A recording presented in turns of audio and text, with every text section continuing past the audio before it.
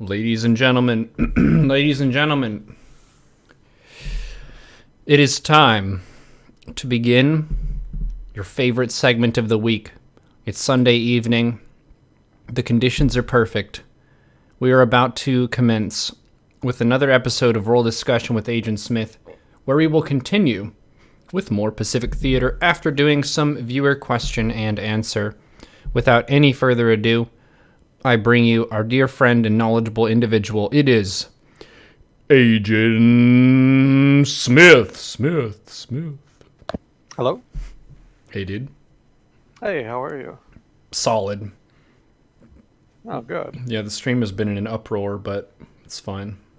An uproar, you say? Yeah, sometimes you give people power and it just immediately goes to their head, and then they start making a scene. You have to you kind of have to drill discipline into the troops again. Do you know what rickrolling is? Of course. Well, I take that kind of behavior very seriously. Because, Okay. well, as someone who's like in the midst of the memes all the time, sometimes you get tired of stuff, and that one's just, it's too much. Yeah. I guess you could say that if your grandma is sending you stuff, then it's time to move on. And rickrolling, it was shared on Facebook like 7 years ago, so someone tried to rickroll me and they were a moderator, so they lost their moderator privileges, and then someone else started timing this person out, basically abusing their moderator privileges, and it was a scene. I think it was mostly in good fun, but you know. The trials and tribulations of interpersonal management. Yep. But it's good to be back in another Agent Smith discussion. Everyone, they've been asking me all week, like, what happened in the Pacific? And I don't know, to be honest. It's a mystery, but I heard that you know, so we'll get into that the second half of this one. Oh, that... Okay. I thought you meant something more modern. Oh, this is as modern as it gets, my friend. World War II. It's a Still very mysterious war. People are trying to unpack it still. There's a lot going on. Turns out fighting over the whole world can get pretty complicated. Okay, I boosted your volume a little bit. But yeah, looks like we have a few questions to start off. This week, was there anything that jumped out at me? I did get a robocall from somebody trying to get me to fund people who were going to throw bricks at Hillary supporters or something. It seemed like it was maybe mixed up and they meant it for the last presidential campaign. But yeah, it's always interesting getting those different political advertisements. Like who is so on the fence that they're undecided until someone phones them with a robo recording of who they should vote for and donate to, and it's like, yep, this is where I'm gonna go now. Probably not many. Yeah, I would imagine that, and somebody, I'm not a poli-sci guy, but maybe somebody with a stronger background could comment on this for me. But I imagine it's not so much done for the results in and of themselves, to directly win votes or convert people. It's probably just more about name exposure. It's probably just more basically advertising more than anything. Just kind of keeping the candidate's name out there. That's political campaigning and advertising are pretty similar in a lot of ways. And a lot of the individual things that advertisers and campaigners do are not individually very effective, but in some, they serve to kind of increase the public's awareness that their product or candidate exists.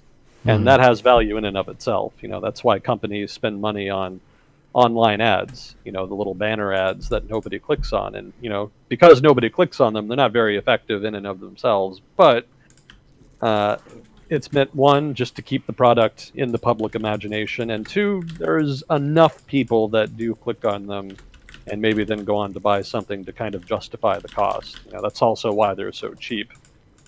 Hardly anybody uses them, so prices are pretty low. So you can kind of afford to spam them, so to speak, if you're an advertiser. Well, so it's effectively brand visibility.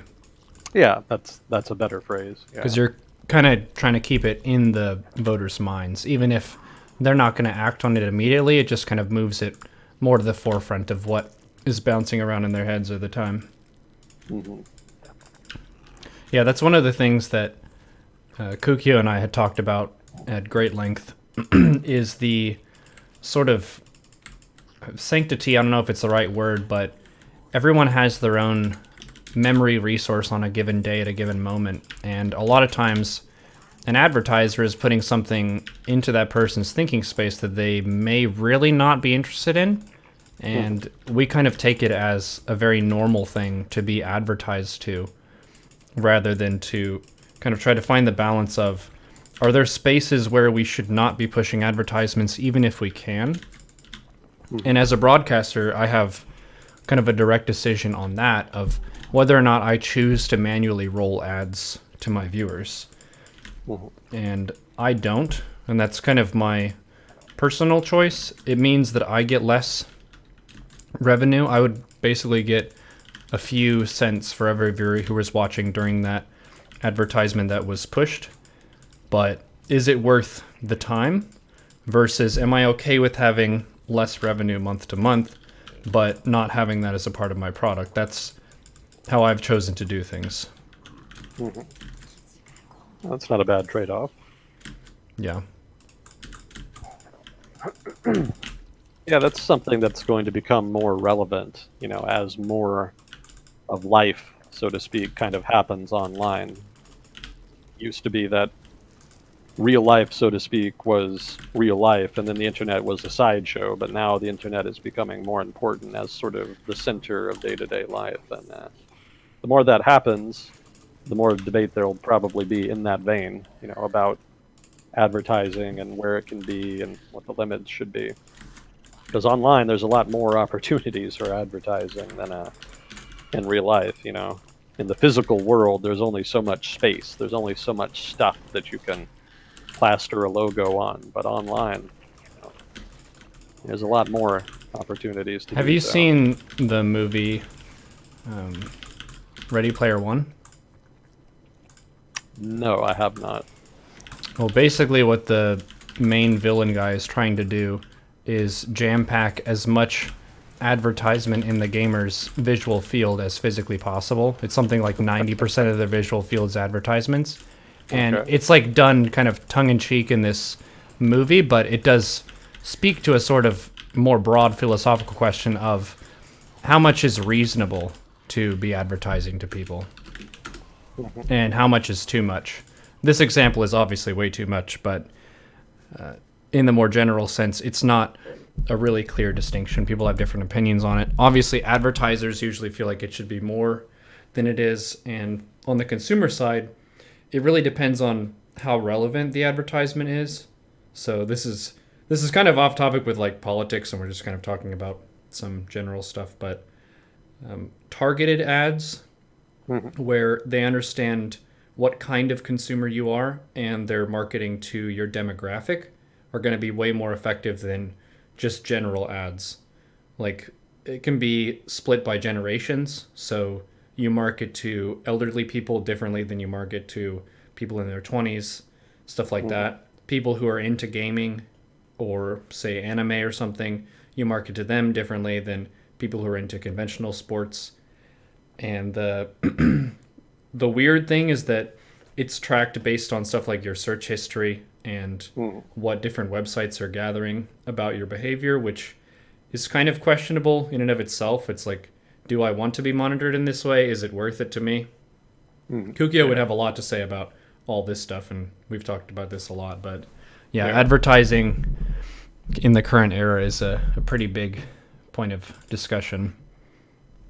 Yeah, it is. It's actually kind of interesting because a lot of the, what would you call it, the media or economic ecosystem online is actually funded directly or indirectly through advertising. So it's actually a pretty important mechanism, an important institution for the internet. But it doesn't really get it gets kind of short thrift, right? You don't really think about it that much because it is kind of just these sort of, little ditzy ads that you mostly ignore, or that people literally install software in their browser specifically to block. But it is a pretty key pillar there for a lot of websites and whatnot. Are you current on the switch? It used to be AdBlock Plus, and I think they sold out. Now it's uBlock Origin is the thing. Oh, really? No, I was not aware of that. Yeah. One of my people who helps me with streaming content and stuff caught me up on that. Because sometimes you'll have a certain ad blocker and then it just doesn't work in a lot of cases. And you're like, I don't know if it's out of date or what. But I think a lot of the advertisers kind of catch on to what the main ad blocking extensions are for your web browser, and they talk to them and say, hey, well, what if this went through? Kind of a thing. But yeah, uBlock Origin I think is the main one that people recommend. Huh. It's a constant, it's like a online tech war, like an arms race of they're trying to advertise as aggressively as they can, and then you've got the people who are trying to fight against the advertisement as much as they can. Yeah. Yeah, it's an interesting example of how competition breeds evolution in an economic context. It's very much a dynamic market environment online in that regard. Yeah. If the ad is sufficiently good, like if you hire a good writer and the acting and production is good and it's funny for the consumer, then it can be just an enjoyable video that creates a good impression for the product. So I wouldn't say that advertisement is inherently evil in general. It can certainly be excessive in certain capacities, but there are a lot of ads that are really funny. Like one thing that comes to mind is Old Spice commercials. I don't use Old Spice, but I know that they've had a bunch of really funny advertisements that are just enjoyable to watch on their own as silly videos. Yeah, there's a lot of different styles of commercial that you can use, and some are definitely more tolerable than others, so to speak. But even the ones that are aggravating kind of serve a purpose. Sometimes that's a deliberate choice on the part of the advertiser, because that's the kind of attention that they want. It may be that you don't really think that you can sell a product in a way that's particularly compelling, or in a way that's entertaining, so you kind of default to aggravating, because that's memorable too. That'll stick in your mind as well, and that's what they want, at least in some cases. Obviously, I'm sure somebody with a background in advertising could kind of flesh out all the different types of advertising and campaigning and what have you, the different methodologies, I guess you could say, that advertising leans on. But yeah, that is one of the viable tactics. Was there anything else that happened this week? I haven't been super up to date on that. I've actually been pretty busy myself, so I'm not as up to date as I would normally be. I've still got a lot to catch up on. I've been working on a proofreading project. By the way, for future reference, for you, Neuro, and maybe anybody else who's listening, if you write a paper, like an academic paper, especially your dissertation, don't write it from the first person perspective. That's technically a no-no. You're kind of supposed to write impartially, so to speak. So unless you want to pay someone like me a lot of money to laboriously go through every page of your paper and make a lot of changes like that regarding that, then kind of keep that in mind. So, yeah, as for stuff that happened, yeah, I mean, there's a lot of little things. I don't know how much of them you want to get into. Like in Libya, there's kind of a proxy war emerging. I don't know if you've heard anything about that. Nope. Yeah, so after the war in Libya ended with the overthrow of the Gaddafi regime, that's a whole conversation in itself. The country basically kind of split in two. It's actually three, more or less, but the third faction doesn't really matter a whole lot. The two main factions are in the east, based in the city of Benghazi, and I think that's the GNA, and I don't remember what that stands for off the top of my head, but in the west, it's the LNA, I think, and that's based in Tripoli, technically, but actually its power base is actually in Misrata. For those of you who did not follow the war in Libya day to day, way back when it happened years ago. The city of Misrata was a major center of resistance for the rebels during the war. And as a result, militias from the city of Misrata ended up being one of the major dominant factions in post-war Libya. So the Tripoli government is mostly dominated by those people. Now, there's actually a host of a whole range of different militias in different parts of Libya that kind of have an array of different factions, saying that the Tripoli government in the west and the Benghazi government in the east are the two main governments. That's a pretty gross simplification. Really, the two governments kind of represent coalitions of different militias, and there's even some militias in east and west that do not side with the dominant faction in their area. So it's there's a lot of details there, suffice to say. But the leader of the eastern faction in Benghazi is a guy named General Haftar. I think that's how you pronounce his name. I'm not entirely sure. I apologize if not. And he's been leading basically an army. He's, as his name, as his title implies, he's a general in charge of the army there. But he also doubles as political leader of the government there. And he's been spending most of the past some years, basically since the revolution, fighting terrorists of one sort or another. Either in the form of the Islamic State or other Islamist groups, sort of the type that attacked the U.S. consulate in Benghazi way back in the day. Feels like a million years ago, but not all that long ago. So he's been fighting them and trying to build up his coalition there. It's not necessarily a bad thing that he's been doing relatively well in building up power, because he's, building up stability in the eastern Libya and whatnot. The criticism, though, is that he's somewhat authoritarian and that he wants to restore basically one-man rule in Libya. So that's kind of the criticism. And he's also getting foreign backing, which some people are more critical of than others. That's pretty much every major faction in Libya kind of gets some foreign funding. So it's not really a substantive criticism, but it's there. In Haftar's case, he's getting backing from Egypt and the UAE, the Emiratis, that is. And that aid is in the form of financial resources and military aid. I think the Egyptians are mostly concerned about the Muslim Brotherhood, which has some presence in eastern Libya. And of course, the Egyptian military, which basically runs Egypt, is pretty sensitive about anything involving the Muslim Brotherhood. You kind of saw that during the Arab Spring. Egypt and the Arab Spring is another whole conversation in itself. But the military basically threw the Muslim Brotherhood out of power eventually after the Arab Spring. And they've kind of been trying to mitigate them in the Middle East generally. Egypt doesn't have a whole lot of ability to project power outside of Egypt, so they've mostly been focusing on keeping the Muslim Brotherhood down in Egypt, among many other groups. But the Muslim Brotherhood is like the largest opposition group in Egypt, so that's the one they tend to focus on disproportionately. So because Libya is right next to Egypt, the Egyptian government took an interest in them in particular after the revolution ended in basically a failed state in a vacuum.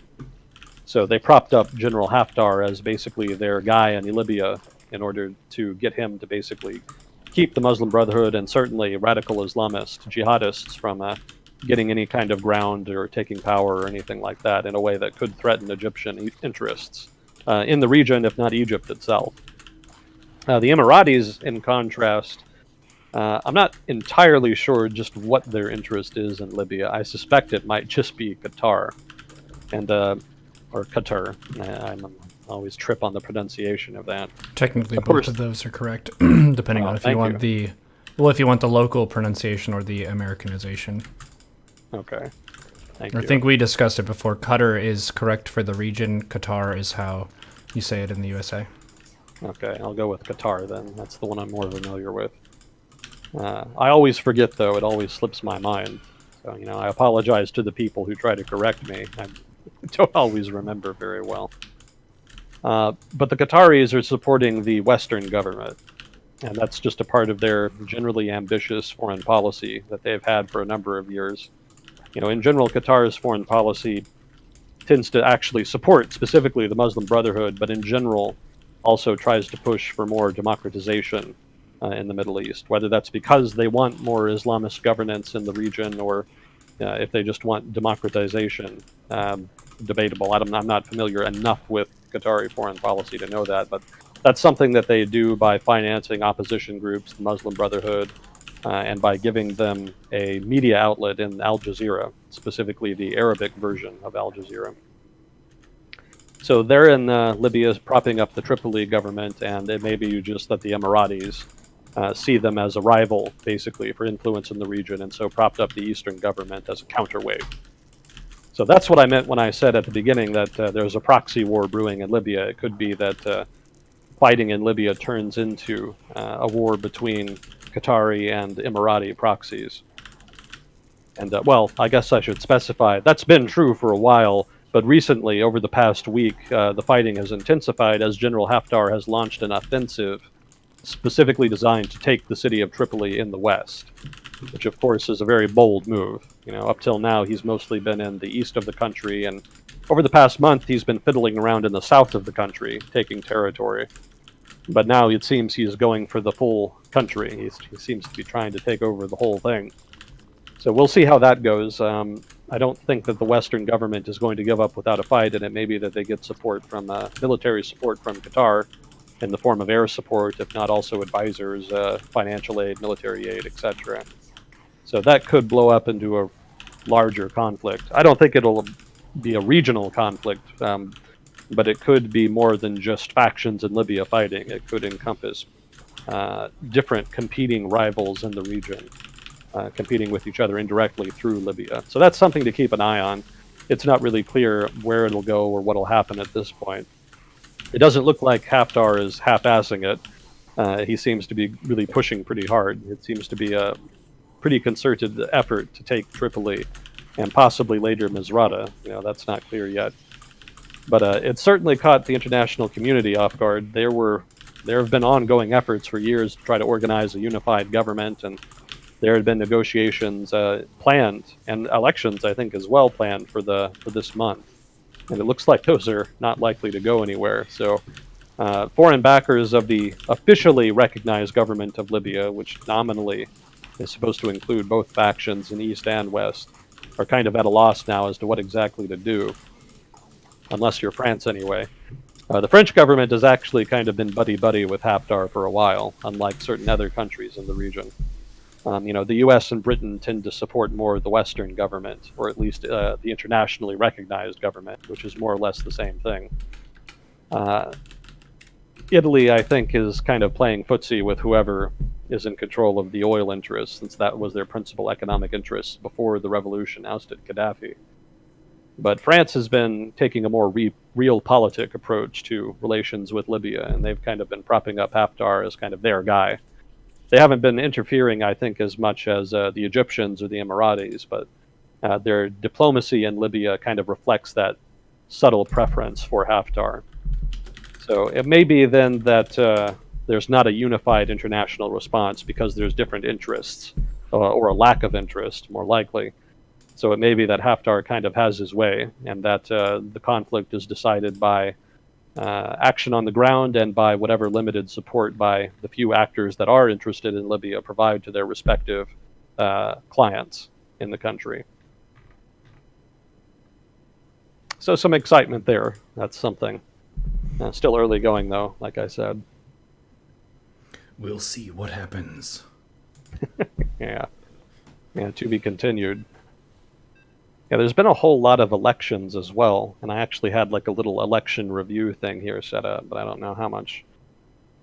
I'll get to it later because I think we do have some questions here to get through. But yeah, other than that, yeah, I guess I'll just jump into questions because we're already kind of been going a while now. So let's see. I think we had one from last time that I didn't get to. I don't remember getting to it anyway. It was a question about the Ukraine. About Ukraine, sorry. Still working on breaking that "the" habit there. Is there any consensus when the Ukrainian rebels will stop their shadow war? What are their overall goals? Do you remember going over that? Because I don't. I don't think we did. Okay. Yeah. No, there's no consensus on whether rebel activity in eastern Ukraine will stop. I doubt that it will. And by So rebel, that's to clarify, we're talking about pro-Russia or anti-Russia? these are the question is specifically referencing, I'm assuming, the pro-Russian rebels in eastern Ukraine in the provinces of Lugansk and Donetsk. Cool. And yes, I know that's probably not how they're pronounced. That's the best I can do. Feel free to offer a correction. But yeah, that's what the question is referring to, I believe. So there's no consensus on the fighting stopping. I don't think there's nearly as much fighting as there was back in 2014. I think it's more or less a frozen conflict at this point, although probably more hot than frozen. There's definitely still skirmishing going on, but I don't think there's any major offensives anymore. Maybe I'm wrong on that. Correct me if so. I guess I could just make the usual disclaimer. I'm not an expert in everything we talk about on here. I have a stronger background in some areas than others. So if I say anything stupid, wrong, or biased, please do point that out in chat. I would appreciate that. It is I learn. If I'm wrong, I want to know more than anybody, and I do enjoy learning from chat. I don't read chat while we do this, but I will read it after. So do contribute. Contributions in that regard are encouraged. Kind of a anyway. If I'm wrong, please help me. I don't Yes. want to stay wrong. Yeah, there you go. One of the more haberdash disclaimers I've made on here, but I think you get the idea. But yeah, that's my impression, that the fighting has kind of mostly died down and that it's more skirmishing at this point. As for overall goals, it probably varies by faction. There probably are some real Russian nationalists out east who kind of still want to create that Nova Rossiya that was envisioned back in the day, sort of a separate, basically carving out the Russian majority parts of Ukraine into a separate territory, or even just have them annexed to Russia outright. So there's probably still a few of those running around. Really, there's a lot of diversity amongst the rebels in eastern Ukraine. It's not like one group.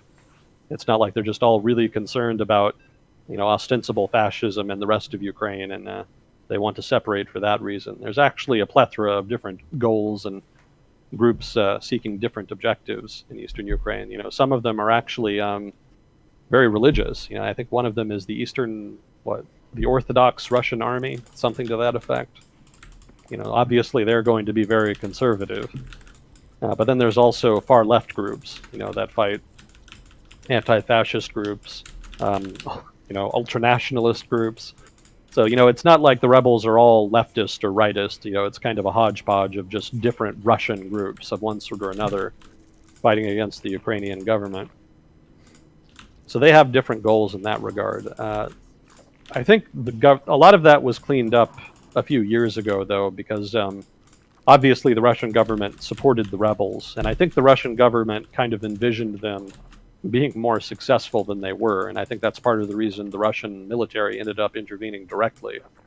There just wasn't as much progress being made in terms of either the political popularity of the rebellion or the breadth of the rebellion spreading to other areas outside of Lugansk and Donetsk, and also just lack of progress in terms of the actual fighting. They weren't really seizing a lot of ground, and the Ukrainian army was starting to roll them back, I think, if memory serves anyway. So the Russians kind of jumped in, and what they found is that the governments in the rebel territories were pretty dysfunctional. There was a lot of infighting, a lot of competing interests of one sort or another, and so they ended up, I suspect anyway, I don't know, but I suspect the Russian government went out of its way to kind of clean that up.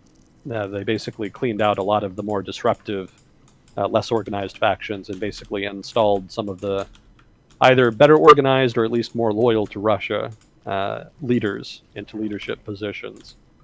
So as a result, you could say that the goals of the rebel governments in eastern Ukraine are a little bit different than the individual factions that support them. You could say that the governments are probably a little more aligned with Russia in their objectives, and that kind of leads into the question of what Russia's objectives are in eastern Ukraine.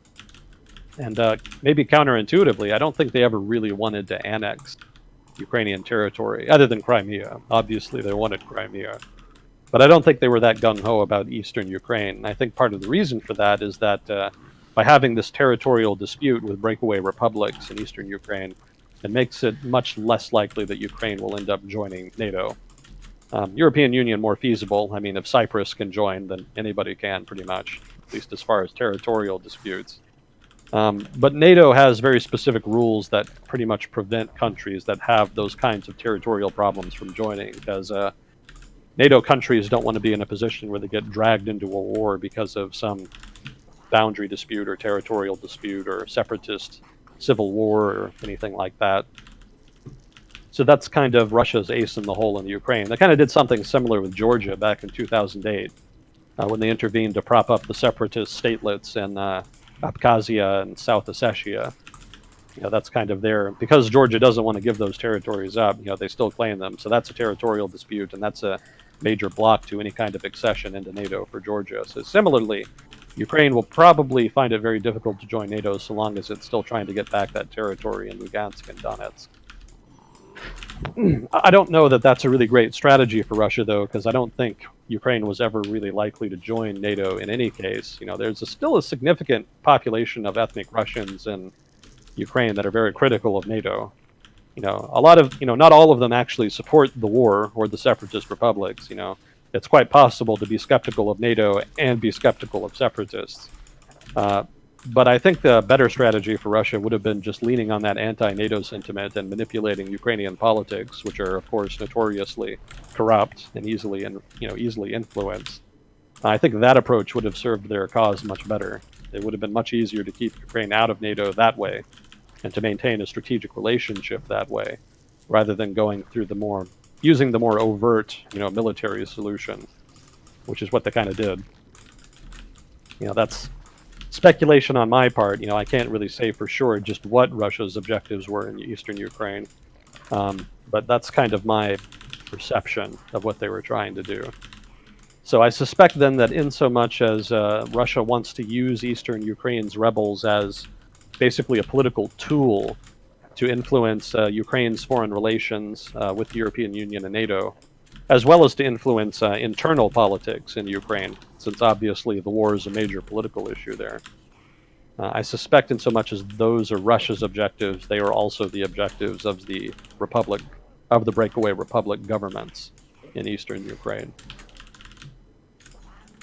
Again, there's going to be a lot of difference between the governments and the breakaway republics and probably the separatist factions of one sort or another in the region. So there's going to be a lot of diversity to that answer of just what their objectives are. But I think in general, big picture, the objective is just to kind of be a thorn in the side of the Ukrainian government. I think that's for Russia the main objective. I suspect that a lot of the individual groups in eastern Ukraine are probably not thrilled with that. I think a lot of them really did want to break away and maybe join Russia, because that prospect is a lot more appealing than just sort of being in a perpetual state of conflict with the Ukrainian government. I'm sure they would prefer peace, but on their terms, of course, but still peace. Better than a frozen conflict. But I think they're not really willing to compromise too much. I think they're kind of holding out and hoping for the best over the long term. But that's my take on it anyway. I haven't followed it all that closely over the past few years. I followed it more closely back in 2014 and some of 2015, but after that it kind of fell out of the news a bit. Once things quieted down, it became less pressing, basically. So let's see, that was from last week. Next question, there's quote-unquote constant talk about academia in the U.S. being left-leaning. Is there merit to this claim? And if you are knowledgeable on the subject, could you talk about how education in the U.S. is regulated, and if there's been big shifts in the past that would substantiate this claim? The first thing that makes me raise an eyebrow to this is there are a lot of different universities, and many of them have an obvious slant, and many of them are right-leaning. So examples would be, in Texas, you have public universities, you have private universities, you have stuff like Baylor, which is conservative-leaning, Oh yeah. Texas Christian Union, which is conservative leaning. You have University of Texas at Austin, which I would say is progressive leaning. UT Dallas, I would say, is mostly progressive. It really depends on what you're talking about. Maybe this is saying that there overall is more of a leftward lean than a rightward lean for university education. Hmm. But either side is represented. It kind of depends on where you go. And it is kind of a problem in general you could talk about where oftentimes people will go to a university that is reaffirming their existing bias or lean. Hmm. Where if you're a family that leans right, you send your kid to a university that's right leaning, or vice versa. So, like we talk about with digesting news and stuff, is you're never really going to get a totally neutral piece of news or a totally neutral university that is directly in the middle. What you want to do is identify what the bias is and factor it into how you interpret what they're saying. Yeah. Yeah, those are all good points, I think. And I think that kind of illustrates that there is some merit to that claim that academia is left leaning, but in the case of Neuro's answer, the pertinent aspect is that there are some universities that are more left leaning than others. So in that sense, then yeah, there are definitely some parts of academia that are more left leaning, in so much as they tend to congregate in particular universities. I would add to that within academia, there's also a lot of diversity. It's not the case that all professors and academics are left leaning. There's actually a range of political opinion there, and a lot of it actually depends on individual field. I remember a study done years ago. And I think it's still relevant. It wasn't all that long ago, but I'm getting older, so what feels like not that long ago for me increasingly is actually a pretty long time ago. So hopefully this is still relevant. Basically, in fields like obviously something like gender studies or something, sociology, things like that, those tend to be much more dominated by left-leaning researchers, professors, doctors, etc. Maybe doctorates would be the better word. In contrast, fields like business management and finance, business school type fields, those tend to be dominated by conservatives. So that illustrates how field is relevant. It's not even at a university that's relatively left-leaning. You may find in the business school or maybe the engineering school, I think engineers tend to be more relatively conservative too. Correct me on that, Chad, if I'm wrong, and that's kind of off the top of my head. But in places like that, even in a relatively left-leaning university, you may find a relatively more conservative professors. If I can kind of ask a personal question that relates to this for you and or the chat. For your nuclear family, was it more left-leaning or right-leaning? You can just say in the Twitch chat. My family is more right-leaning. My nuclear family and my extended family. Mm-hmm. So I am a leftist in a rightward-leaning family. And we've established a really nice equilibrium where we still have conversations, we still talk about stuff, we still try to find common ground. So it's not like a war every time I go to a dinner with my family. We can still converse and exchange ideas and things like that. Mm-hmm. What about yours, if you're okay with saying? Pretty well. Immediate family, that's different than extended family. So my immediate family was actually pretty apolitical. I came from a single mother household, and she wasn't really interested in politics, suffice to say. So I don't know that there were really any political leanings there that could be significant enough to be, specified. Now, extended family. Some people are mentioning the up-down as well, which we didn't really talk about, but yeah. You could basically plot everyone, and you could also plot the averages in your family. Go ahead, extended family. Oh, I was just going to say, extended family is relatively conservative. I think, we don't. It doesn't come up a lot in conversation. But yeah, of the ones that I know of, they're relatively conservative.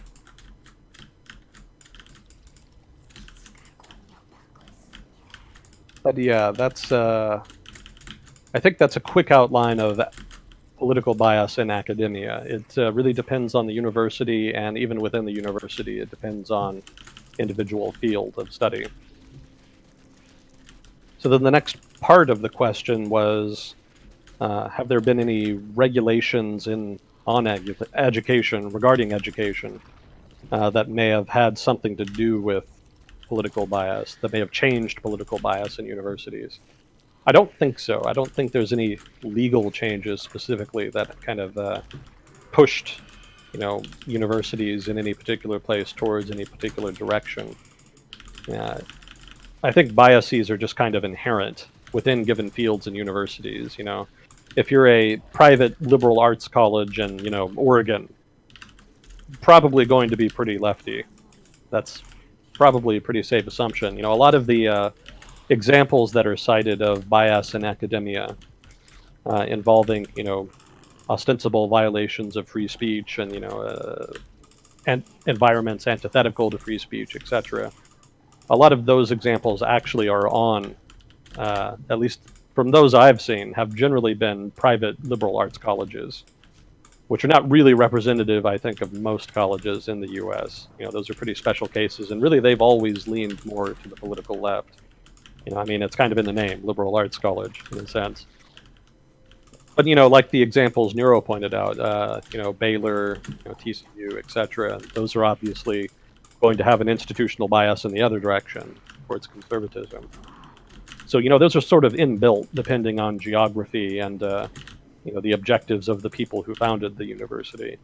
And within given fields, there's just an inherent certain amount of self-selection that leads people of particular political preferences into given fields. People on the political left tend to be more interested in social justice, social issues, people psychology, etc. So they tend to go into fields that relate more to that. Whereas conservatives tend to be more interested in things like business, technology, etc. So they tend to be more prominent in fields that are defined by those things. So yeah, that's just self-selection in that regard. So I don't think political bias within fields or universities is necessarily a reflection of some regulation or regulatory action by the state or individual states, rather.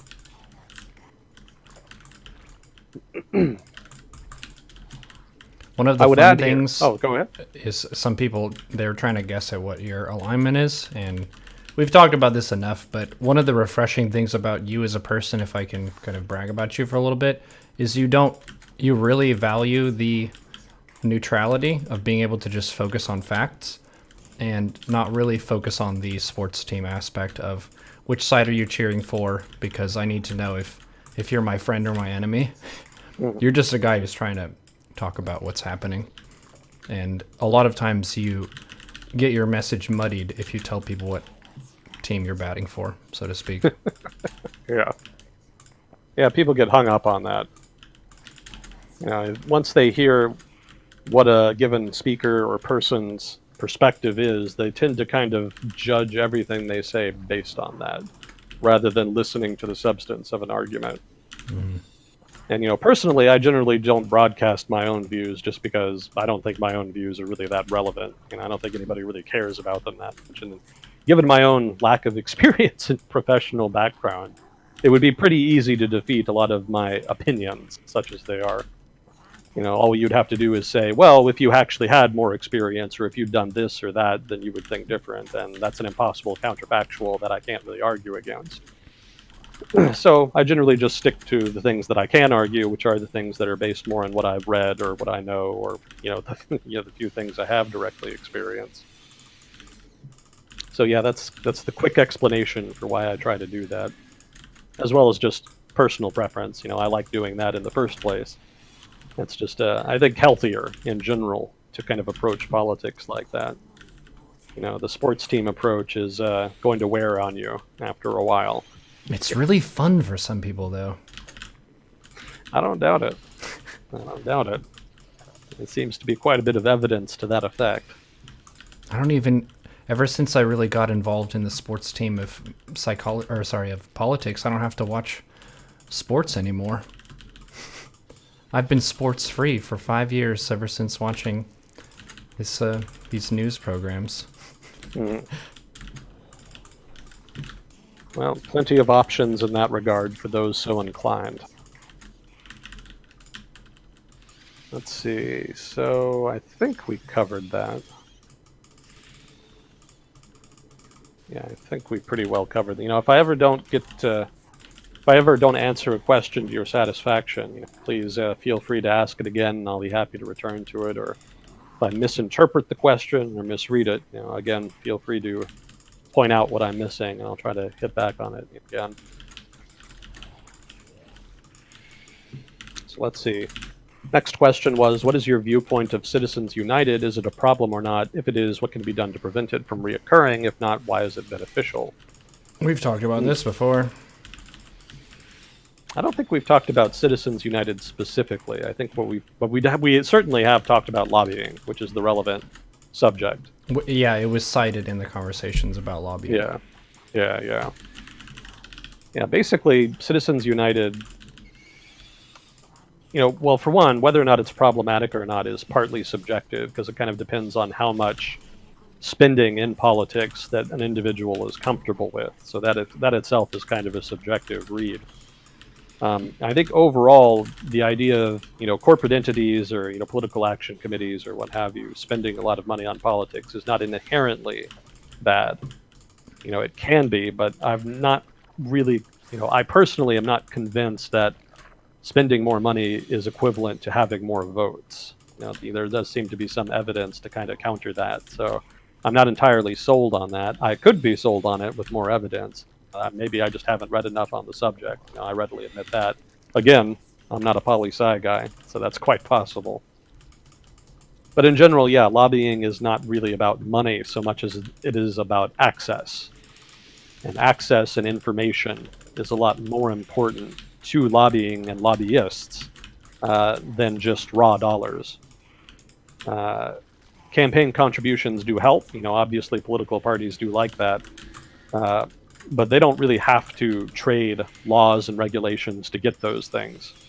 A lot of people are quite happy to separate from their cash just in exchange for the theater of pretending to have access. There's a lot of people who will pay money so that they can go to special talks or what have you, in which they can kind of actually mingle with politicians, but then those politicians don't really have to deliver, so to speak, on anything in specific. As long as they can get the money, they're happy.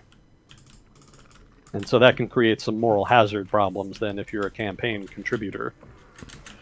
Once they have your money, they don't really have a lot of obligation to do much about it.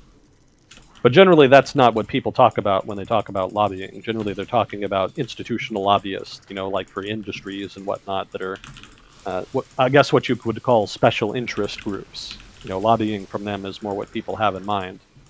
So yeah, that can be problematic in so much as they are able to leverage financial advantage into greater access. But I think even without that financial advantage, they would still have a big advantage just because they have a lot of pooled information. They have a lot of expertise that they can kind of bring to bear. So I don't think it's too much of a problem in that regard, but again, I would argue that it's also partly subjective and that you can also make a strong case that it is. It just, again, depends on perspective and how much you're comfortable with and how much risk that you're willing to tolerate in a political system. From my personal experience, I was involved in the Occupy movement a little bit, and I was handing out pieces of paper that had explanations of what Glass-Steagall and Citizens United were, just to increase people's knowledge base. And I think this was probably on maybe my fourth or fifth visit to these kind of protests, and one of the things that really frustrated me as someone who felt like we need some change is there are a lot of people who were there protesting, quote, protesting, who didn't actually have a cohesive idea of what they were protesting. It was like, they were like, bah!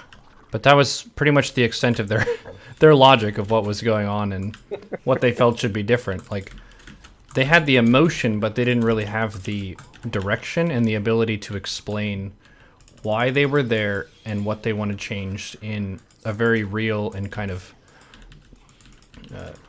I guess, policy-oriented way. We're Yeah, trying to overturn this thing. If you have a clear objective, then you can talk to the representatives and say, we want you to really represent us in a very clear and loud way on this issue in particular. Whereas you had some of the fluoride in the water people who were there. They're focused on that, and then some people are talking about big banks and all this, and it just seemed very kind of muddy and mixed in a way that it wasn't. Not everyone was there for the same reason, which made it really hard to get anything done. yeah, yeah. Organization is pretty important to a successful political movement, and that's kind of been lacking in the hashtag movement era that we're in. It's nice to be able to use social media to mobilize large groups of people quickly on something. The Joseph Kony thing still blows my mind. What was it, Kony 2012? Actually, we might have some younger viewers who aren't familiar with that. They might find that interesting. Joseph Kony is a warlord in Uganda. He's the leader of the Lord's Resistance Army, which is an old rebel group that's been operating in Uganda a long time.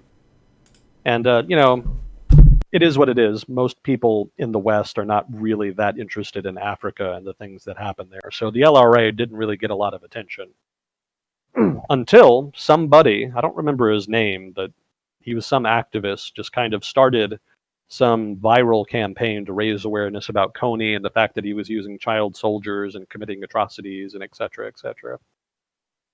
And it was, for whatever reason, very successful. It just kind of took off. So for me at the time, I was kind of vaguely aware of Uganda and Kony, but I never expected any kind of mass attention, mass movement to appear in the West, kind of targeting it, targeting him and the LRA. So that just kind of came out of nowhere all of a sudden. Just, watching viral videos about it. And then there was actual government action on it. I think it was under the Obama administration. And they actually deployed some troops to try to help the Ugandan army fight the LRA. And I think maybe they're still there even. But it's an example basically of how successful that sort of social media oriented campaigning can be. But I think the aftermath also speaks to the weakness of that style of campaigning. The aftermath of that movement is that it was kind of a flash in the pan, so to speak. Basically it was very short-lived. There was public attention for, I think, maybe like a month or two.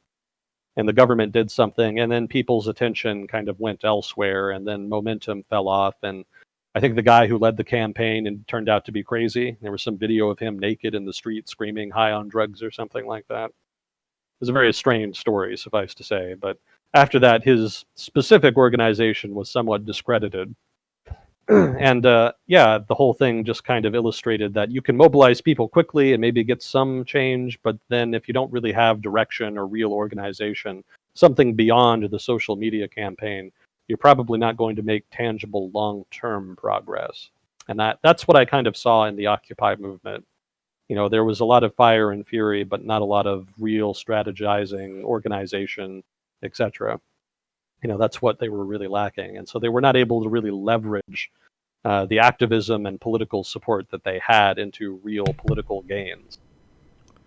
I will say, as a great ape, it's very fun to march with people and to shout together some kind of chant or song. Oh, Just on a basic human level. I think that's a lot of what you get from a rock concert as well. But but yeah, that's a thing to be aware of too. I've talked about charisma before as a morally neutral attribute, where just because someone makes you feel good with what they say doesn't mean that they're correct or true with what they're saying. Same thing with a given political movement.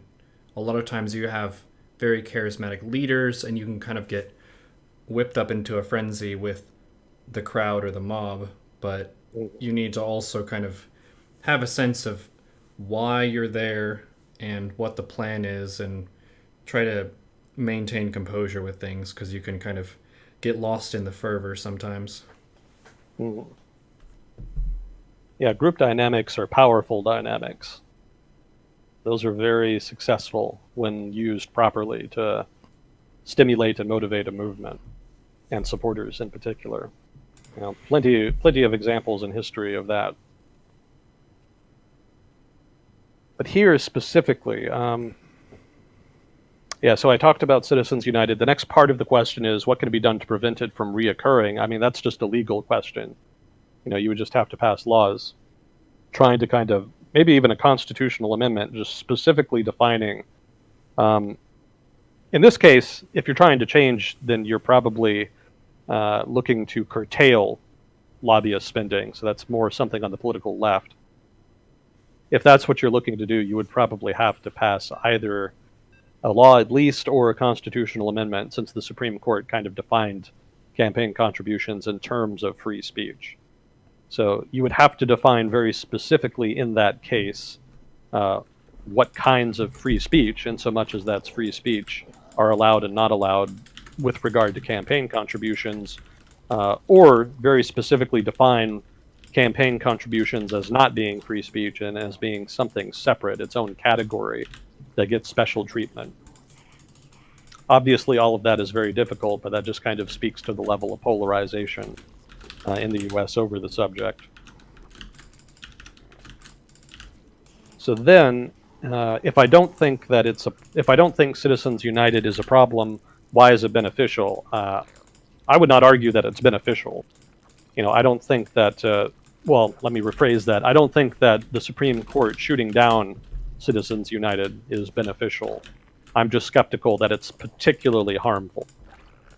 I don't think it's great that multitudes of boatloads of cash are being spent in campaigns and whatnot.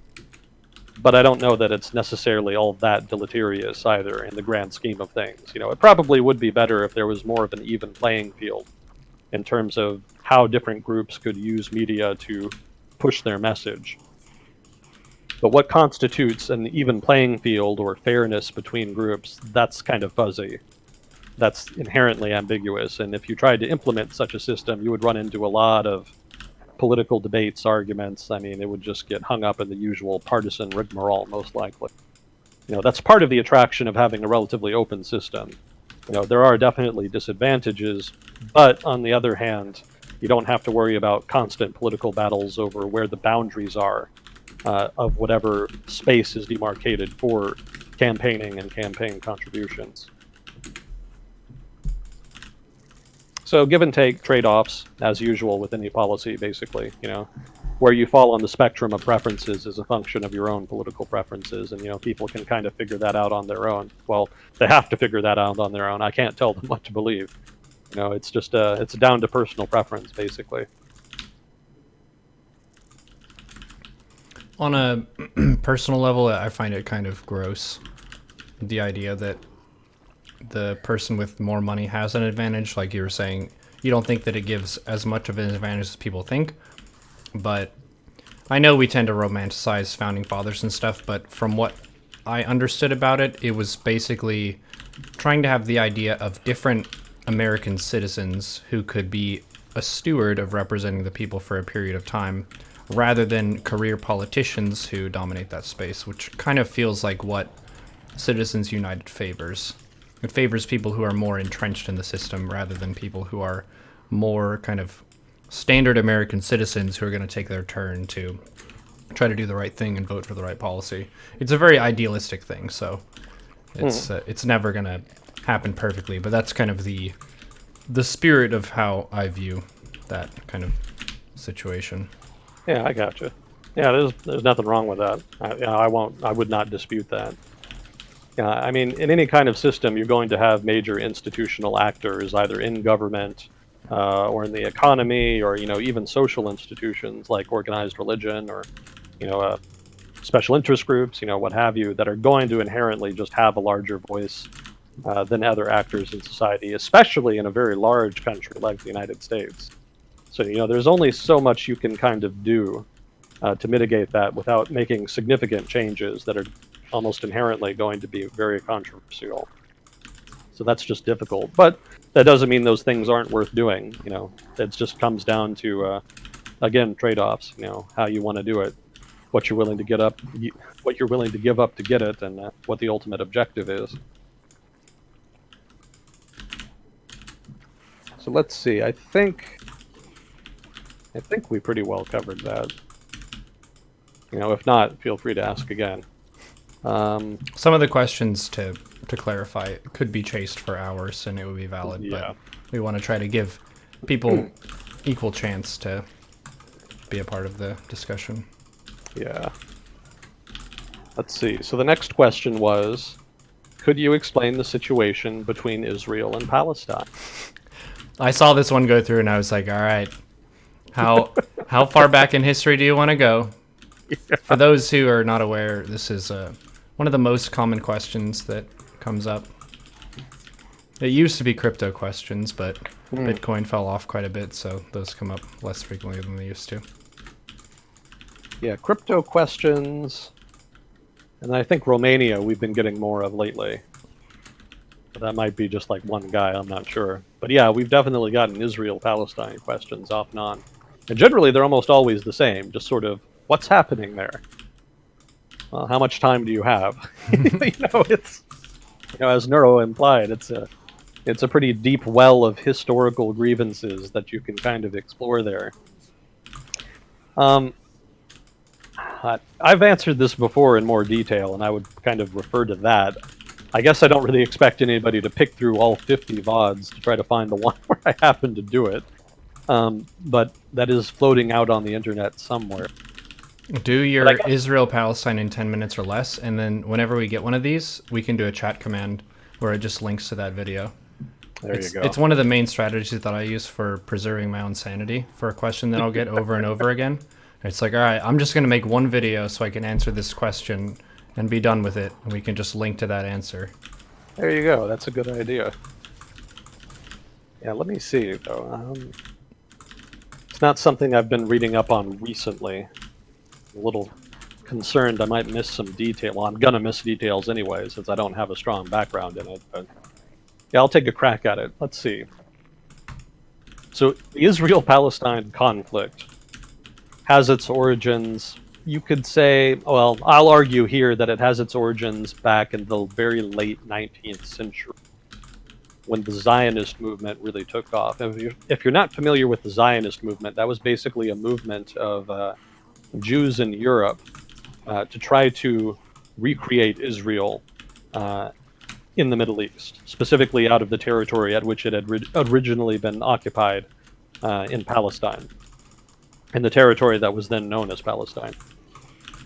And that was something people wanted to do partly for religious reasons, partly for political reasons, since Europe wasn't really that accepting of Jews at the time for, a multitude of reasons. That's a whole conversation in itself. So there was different impetuses kind of behind that. But that movement started up in the late 19th century. So the result of that over the subsequent few decades into the early 20th century was a big pickup in migration to Palestine. But there was only so much that could happen because it was at the time controlled by the Ottoman Empire. And the Ottomans were not really big on immigration. So I don't think that there was a whole lot of immigration at that time. That is to say, immigration of Jews from Europe into Palestine at the time. So it was at relatively low levels, but it elevated from, the mid-19th century. So then, what happened was World War I, of course, and after which the Palestinian territory ended up as a League of Nations mandate belonging to the UK. So while the British were in control, they kind of opened up immigration much more, and so that led to a significant increase in Jewish European immigration into the Palestinian territory, which was a problem because one of the simultaneous, one of the parallel political evolutions in the Middle East in the early 20th century was the emergence of pan-Arab nationalism.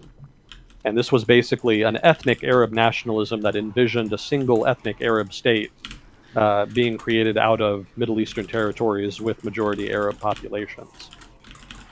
And of course, it embraced, Arab culture, Arab language, etc., and pushed basically sort of maybe not quite an Arab chauvinist ideology, but kind of in that vein. There was a lot of separatist, independence, nationalist movements that emerged in the early 20th century. And so they weren't generally chauvinist per se, but they generally had a very particular idea about what their national identity was and the kind of people that they wanted to forge in the future once they had independence.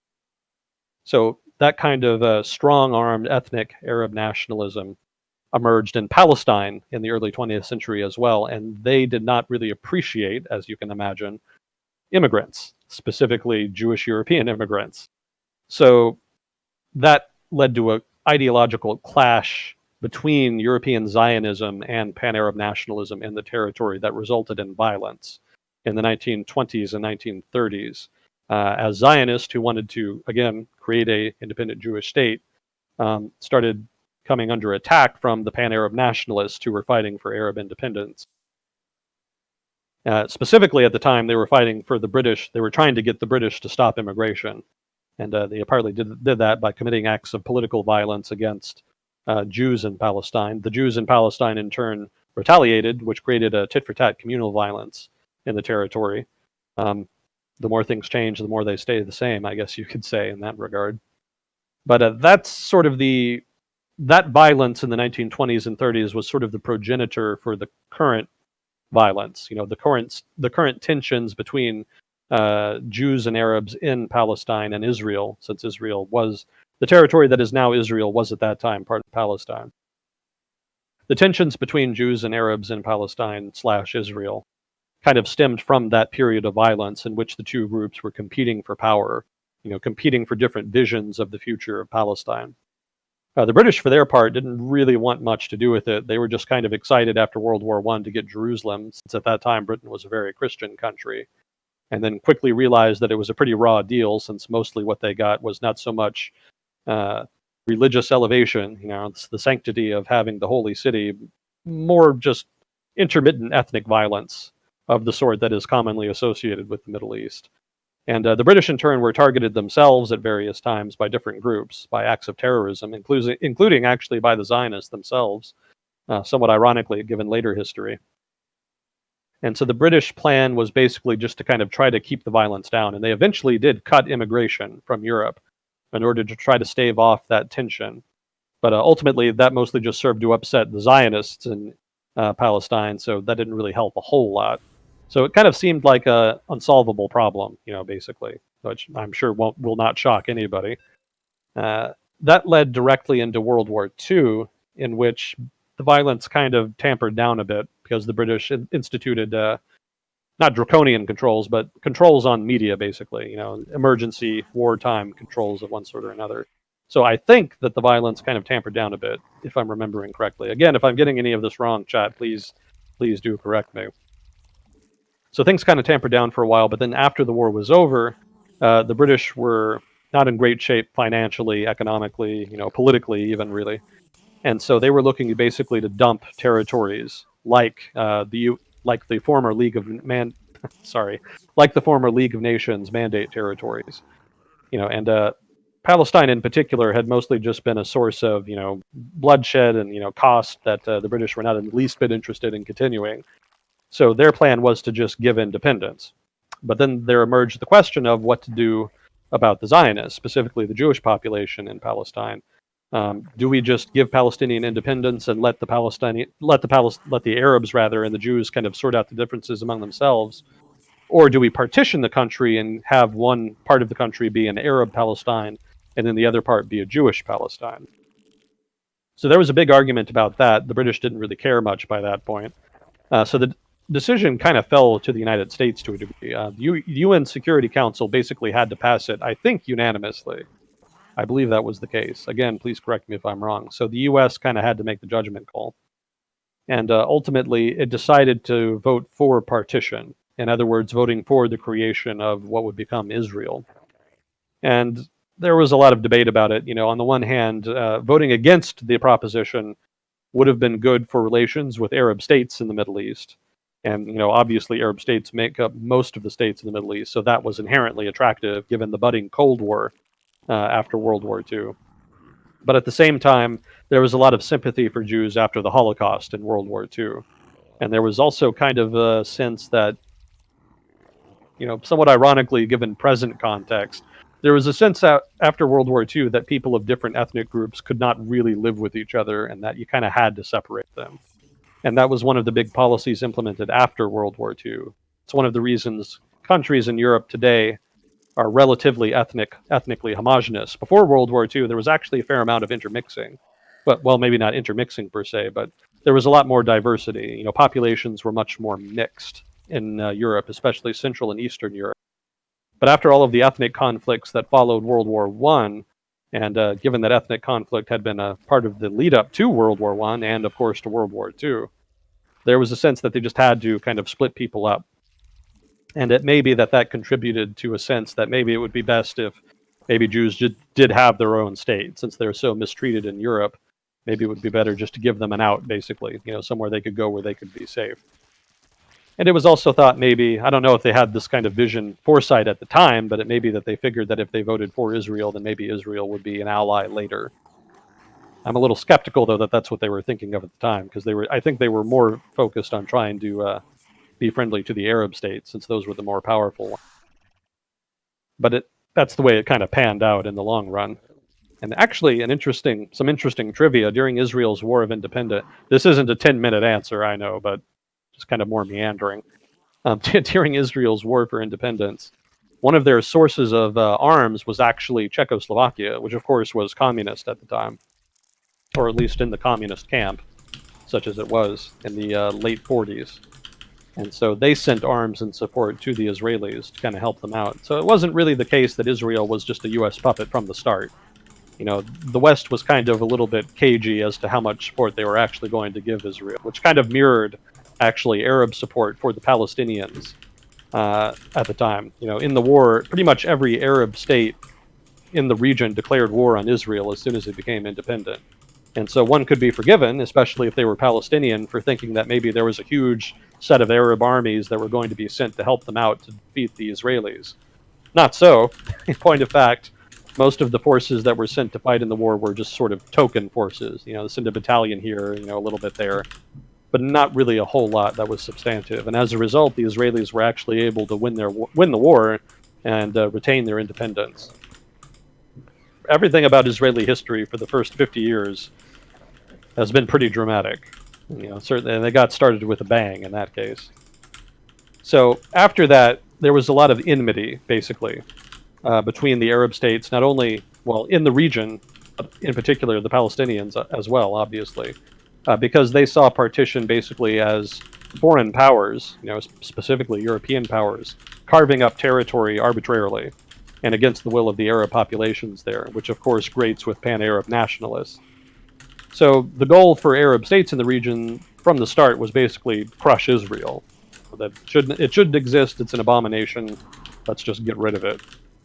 But there wasn't really a lot of desire to do a whole lot about it. There was a lot of, basically priorities were elsewhere. Individual Arab states wanted to focus resources on other projects, much to the consternation of the Palestinians. So for the first roughly 10 years or so, Israel had bad relations with neighboring states, but generally they didn't do a whole lot to them. There was definitely tensions, don't get me wrong, and it's definitely an era of history I need to read more about. But there wasn't a whole lot done until the 1956 Suez Canal crisis, in which Israel kind of conspired with the British and French to seize the Suez Canal back from the Egyptian government, which at that time was pan-Arab nationalist. It was led by a guy named President Nasser. So the Suez Canal crisis resulted in even more enmity towards Israel. They were kind of seen as being in league with European powers, if not directly puppets of them. And so that led later on to pan-Arab nationalists, specifically Nasser, kind of plotting, not kind of, but definitively plotting to invade and conquer Israel. And that led to the 1967 Six-Day War. I want to say it was 67. In which Israel was invaded by Egypt and Syria. Although in that case, they actually knew it was coming and launched a preemptive attack that destroyed their respective air forces. But that's getting into the details. We can talk about that some other time. So the Arabs obviously lost that conflict. The Israelis came out victorious. That created even more bad will because, of course, it was humiliating for a large, powerful country like Egypt, which was basically the regional superpower, to be defeated by a small country like Israel. So they started planning immediately, basically, to try again. And that happened in the surprise attack that was launched in 1973 in the Yom Kippur War. And that almost resulted in an Israeli defeat because they did not see that one coming like they had the 6-Day War. They were very much caught off guard. And they had to get some last-ditch support, material support from the U.S. in order to kind of bail them out. But eventually, they were able to turn it around. And so once again, the Arabs were defeated. So from there, lots of other stuff happened. But Israel basically, after that, there were no further attempts to invade Israel. And so from there, relations were just kind of put on ice. But one of the significant things that happened in the Yom Kippur War, actually no, I think it was the 1967 war, was that the Israelis ended up taking Jerusalem, which before then had not been within Israeli territory. Later on, in the 1973 war, that was when they conquered most of what had comprised independent Palestine's territory. And so this is the beginning of the occupation of Palestinian territories. Now, the Israeli argument is that those territories were taken in war, that the Palestinians themselves had conspired with the Egyptians and the Assyrians in the 1967 and 73 wars to invade and conquer Israel, and so that such that the Israelis were within their rights to occupy the territory in order to maintain it as a buffer zone against future possible invasion.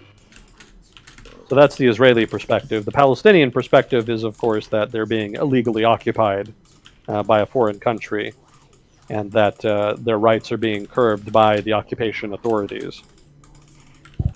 Now, whether the occupation is justified given previous experiences in 67 and 73, and given the general hostility in the region towards Israel, or whether the occupation should end because it is inherently illegal. Pretty much everybody recognizes it as an illegal occupation.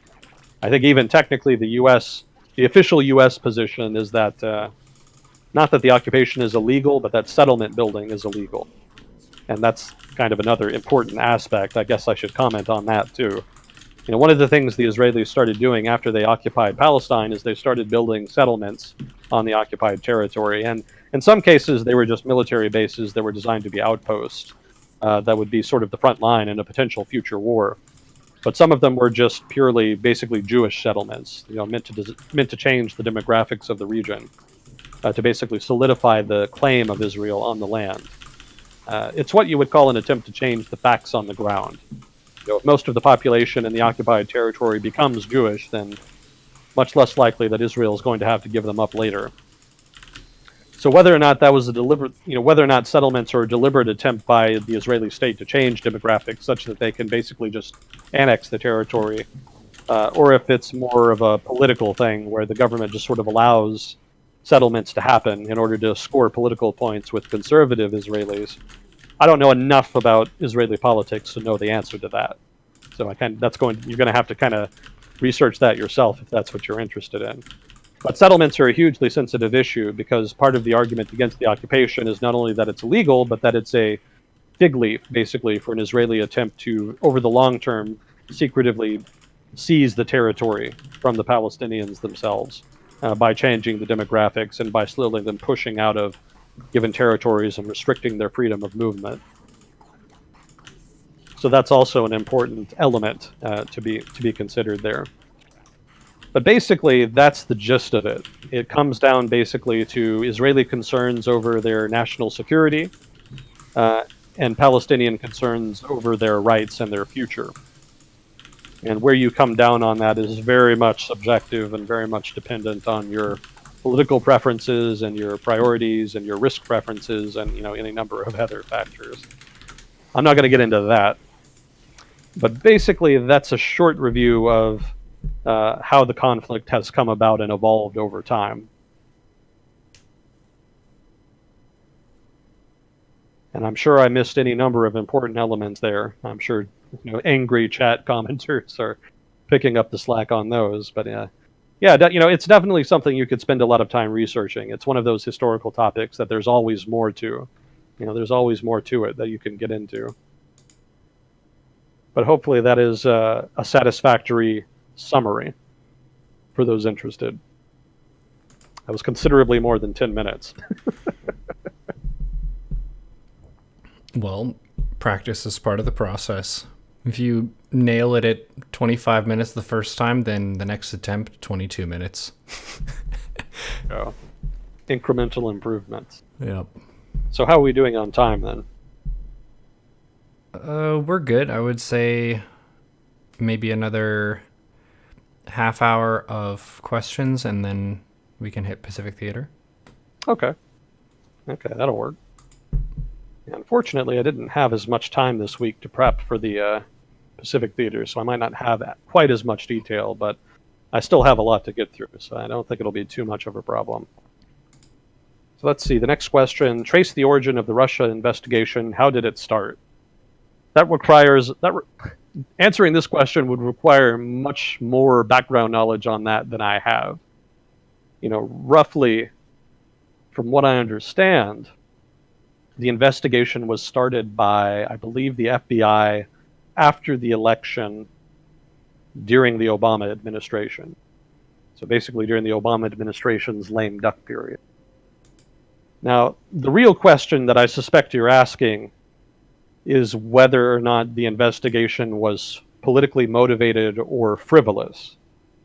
And I don't know enough about the background to the investigation to know the degree to which those would be accurate representation. I think that there was, well, here's something to keep in mind.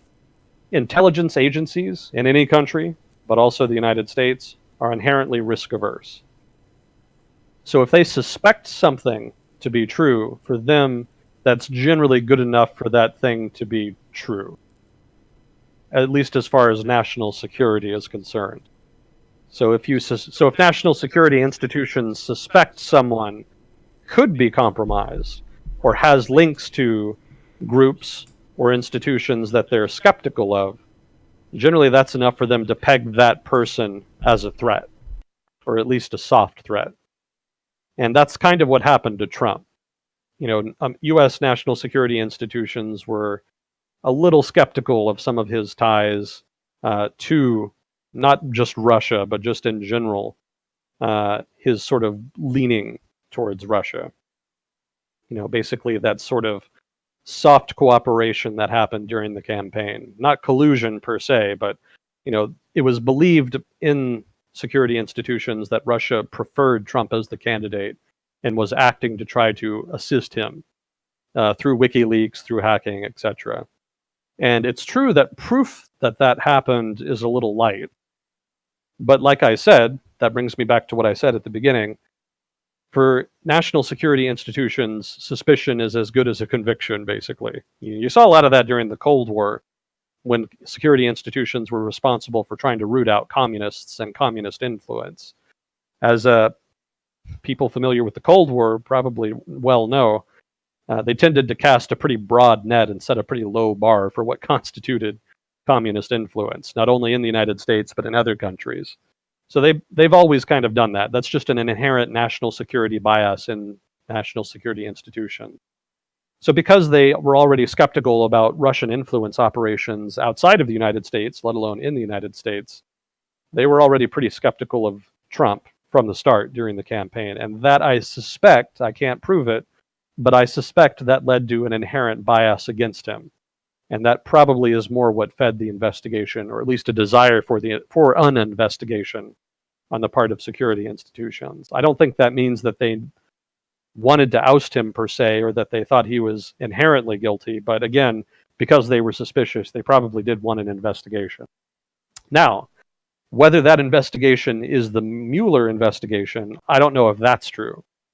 Because I suspect that national security institutions probably did investigate Trump on their own terms, in their own way. The Mueller investigation, though, could be something else. That is kind of the FBI's own investigation. And it was predicated very specifically on a set of evidence that was presented. I don't know if that was necessarily the Steele dossier. I would, again, have to read more about it. But there was some specific set of evidence that they were looking at that they were concerned about. And that's kind of what they were focusing on.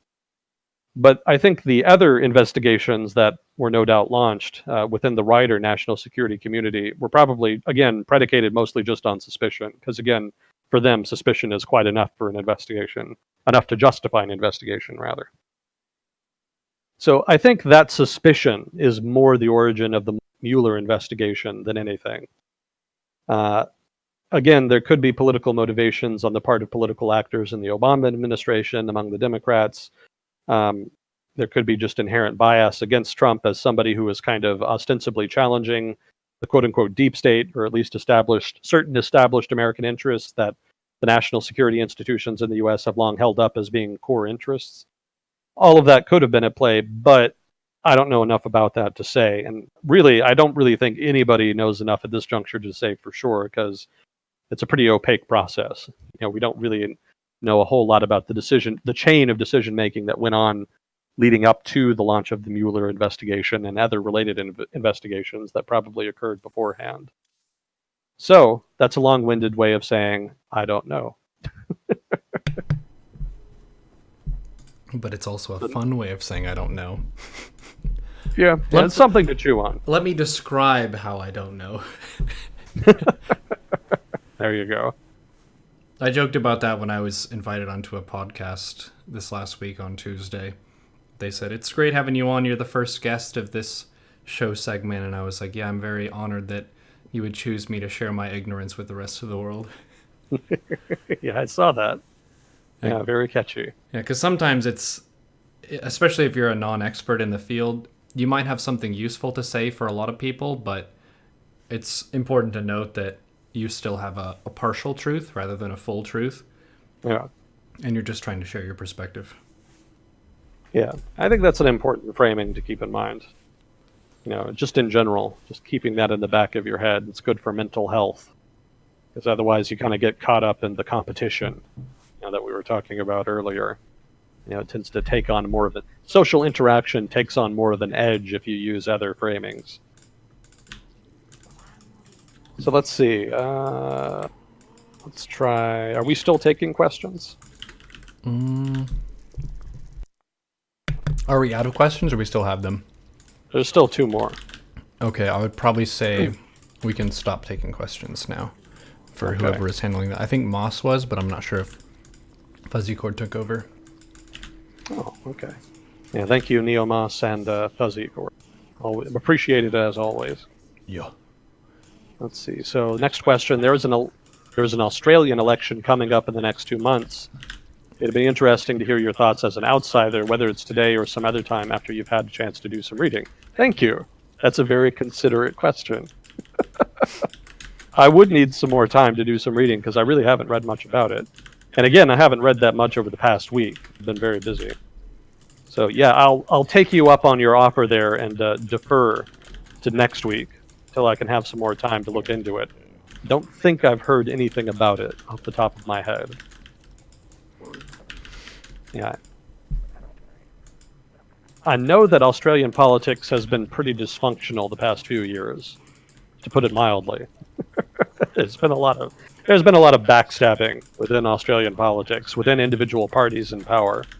So there's been a lot of shifts in power that normally would not happen. The Conservatives have been in power, but then somebody in the party will throw out the guy in charge, throw out the Prime Minister, I think. And then I think are they Liberals? What would Labour? I guess they would be the Labour Party in Australia. The left political party in Australia, when they've been in power, they had the same thing happen. And it's happened like 3 times now?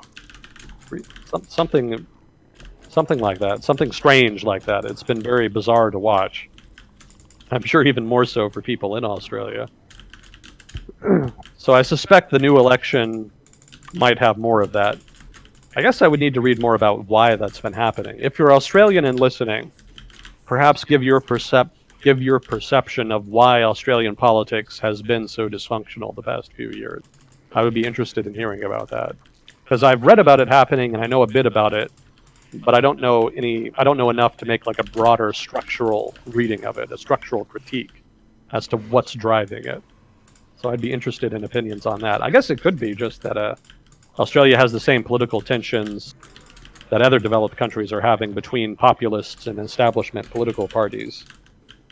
I guess that could be behind it. And I think I do remember reading about some populist, right-wing populist style politician in Australia getting in trouble the past few months. I think he was trying to get the top job or something like that, or was behind the latest ousting of the latest prime minister, something to that effect. So I guess that could be it. But again, I'm not familiar enough with the nation's politics to comment, so feedback would be very much appreciated there. I do have quite a few Australian people on my Facebook friends list and Twitter feed and stuff, and it seems like their economy has been doing rather well. So they've been able to expand their budget, and they're still doing well on the money side of things, and then also putting some extra focus on the environment and stuff. So there are certain people who it seems like they're happy with aspects of how Australia is going. Maybe not the big picture and stuff. This is just kind of partial clues, but it seems like it's not full disaster right now. There are some upsides to how Australia is doing. Yeah, the economy and whatnot. I mean, overall things are pretty stable. But for whatever reason, politics has gotten weirdly cutthroat lately. So let's see. I read the next question. I read the other day that the global economy is $244 trillion in debt. How has the world accrued negative wealth? Where did that money go? What would it mean for the global economy if that debt ever... We covered that almost exactly last week. Yeah. I'd probably just refer people to the previous episode. I think that's Agent Smith episode 52. It's in the Twitch VOD. It's not on YouTube yet, but that's almost word for word the same question we got before. Yeah. Might be a somewhat different wording. How has the world accrued negative wealth? I don't think it has. Where did that money go? It's there. It didn't go anywhere. There's a big hole in the ground. There's a bunch of gold in it. What do we do? What would it mean for the global economy if that debt ever got settled? It would mean that there would be more money to make new debt, basically. Debt is an inherent part of the economy. It's not going away. There are some structural factors that can drive it, but, those get resolved over the long term. Yeah, that's a simplified answer. I imagine I gave something more detailed last time. But yeah, just the fact that there's $244 trillion of debt in the world in aggregate is not necessarily all that telling in the grand scheme of things. It has definitely been growing by a lot over the past decade or so. But I don't think it's immensely problematic, at least in terms of the underlying structure of the economy. Although, again, I would say, and I think I said this last time as well, that the structure of the economy has changed significantly over the past few decades. So we're kind of in uncharted territory. So who's to say just what massive new debt could mean? But that's an unknown. That's an uncertainty. And that's not really something I think even most economists would be in a good position to answer. Certainly not me, out of the loop as I am from mainstream economics.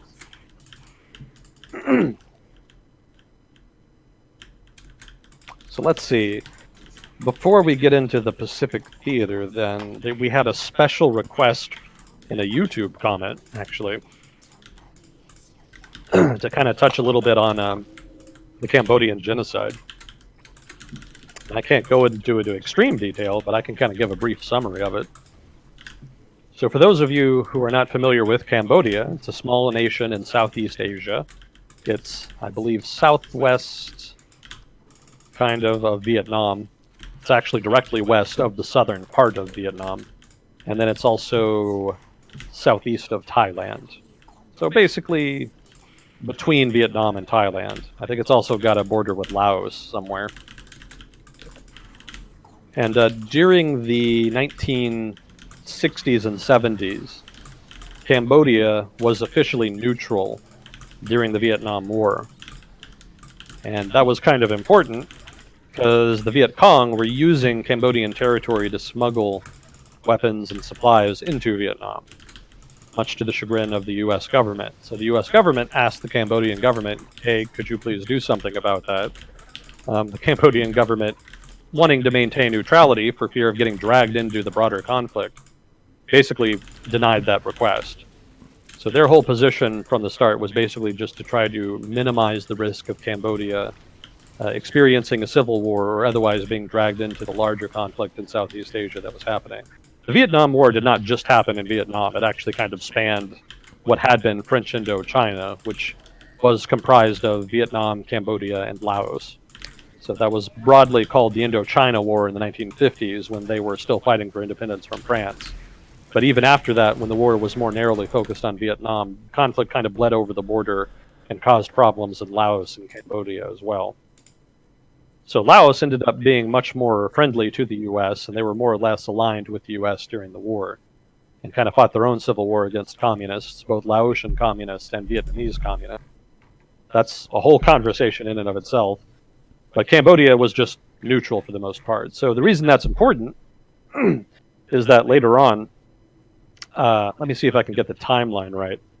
I believe the Khmer, I think it's pronounced Khmer Rouge. The Khmer Rouge were the Cambodian communists, basically, and they were actually supported by the Chinese. They were more Maoist rather than Soviet communist. That's kind of a very basic distinction, but roughly that's accurate. And over the course of the war, basically, Cambodia got drawn more and more into it. And the king of Cambodia, I think he was a guy named King Sihanouk, something to that effect. Eventually, he was ousted by Cambodian nationalists who were upset at the Vietnamese communists using their territory basically as a base, using it as a part of the Ho Chi Minh Trail, sending logistics through it and basing attacks, using it as a base for attacks into Vietnam. So they seized power. Cambodian nationalists seized power, overthrew the king, and started attacking the Vietnamese communists, with which the Cambodian government had previously had a kind of understanding with, that they would kind of leave each other alone. I believe this is the case. If I'm getting it wrong, please do correct me. This is rough memory. But that being the case, that more or less brought the Cambodian government into the conflict. And after that, communists, specifically Cambodian communists in the form of the Khmer Rouge, started fighting the Cambodian government, more specifically the nationalist government. And that led to the Cambodian Civil War, which lasted, I want to say, early mid-70s, before eventually it ended in favor of the Khmer Rouge, who seized power. Now, the Cambodian government had the support of the U.S. during that civil war, mostly in the form of air power and some special forces activity. And that was a part of Nixon's so-called secret war, because technically, well, not technically, but officially, the U.S. was not involved in the Civil War, which was kind of revealed to be a lie later by journalists investigating on the ground. Pretty sure the Cambodian government didn't have B-52s, so when B-52s were seen bombing Khmer Rouge positions, it was kind of inferred that it was the U.S. doing it. So the Civil War ended in Khmer Rouge victory, and that led to the Khmer Rouge government, and that's where the killing field started. Now, the Khmer Rouge was led by a guy named Pol Pot, and he was a radical Maoist. And the whole Khmer Rouge organization was pretty extreme. And their vision for Cambodia was not just communist. It was specifically to purge Cambodia of all foreign influence. But it wasn't enough for them to just remove, television, newspapers, etc. They wanted to purify Cambodian culture. And in order to do that, in order to purify Cambodian culture of Western influences, that meant purifying all of the people who had been influenced by the history of Western colonialism in Cambodia, which inherently meant basically people in the cities, because the cities had been developed and grown up during French colonial rule, and they were filled with a lot of people who were educated in French institutions. The French political, or rather Cambodian political elites, had a French education background and spoke French and etc. Read French. There was just basically a lot of French cultural influence in the cities. So eliminating that and what was perceived as the bourgeois influence that it inculcated in Cambodian society led the Khmer Rouge to institute a program basically murdering, a program of mass murder, killing, I think it was something like 2 million people or so. It was a very large number given how small the country was. It was not a big country. So killing 1 million people even would have constituted a very large proportion of the population. But I guess I have to summarize here. Basically, the summary is that they killed a huge portion of Cambodia's population in an effort to purify the country of Western influence and to build up their vision of communism in the country. So not only did they murder people, they also basically broke up families because the family itself was seen as hierarchical, and they were trying to remove hierarchy from society. That's kind of been a canard on the far left for a long time, for the radical far left. But in Cambodia, they actually kind of got to envision it. They got to actually practice their policy preference in that regard. And so they broke up families and tried to indoctrinate children according to their ideology after they were separated. And children, in turn, were used as soldiers and camp guards, etc., which led to a lot of trauma. Well, not only for the children, but certainly for the prisoners, because of course, being children, they did not exactly have impulse control. So there was any number of abuses and concentration camps, again, largely overseen by children. And even something as minor as speaking French, just speaking a word of French could be enough to get you killed. It was very minor things. Anyone who was educated, even wearing glasses, because that was associated with city life and education, even that could get you killed. So they had a pretty low bar for execution at the time. Now that lasted for a couple of years, I think, before eventually they were overthrown by, ironically, Vietnam. Because one of the things that happened in the mid-70s was the alignment of China with the United States as a result of Nixon's trip to China, so to speak. That was one of the major realignments in the Cold War. And the Khmer Rouge, being Maoist, were on the side of China. So in turn, the Vietnamese, who themselves were more aligned with the Soviets, found themselves in a competition with China after the war. In fact, there was actually a war between China and Vietnam in 1979. It was a pretty brief border war, but it was a war all the same, and it served to illustrate the bad relations between them.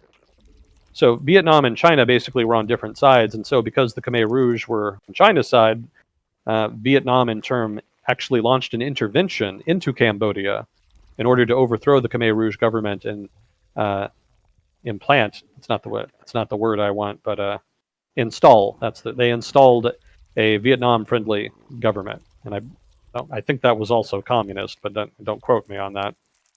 But basically, the Khmer Rouge were kicked out by the Vietnamese, and what followed was one of the great ironies of history. Vietnam ended up having to fight against an insurgency in Cambodia for much of the next 10 years, pretty much throughout the 1980s. So after fighting a basically 25-year guerrilla war against the French and then the Americans, the Vietnamese military ended up having to do the same thing. Well, fight against a guerrilla war, rather, in Cambodia against the Khmer Rouge, whom were supported by China and to a lesser degree by the United States. I don't think the U.S. gave them arms and stuff, but they nominally gave them some diplomatic cover.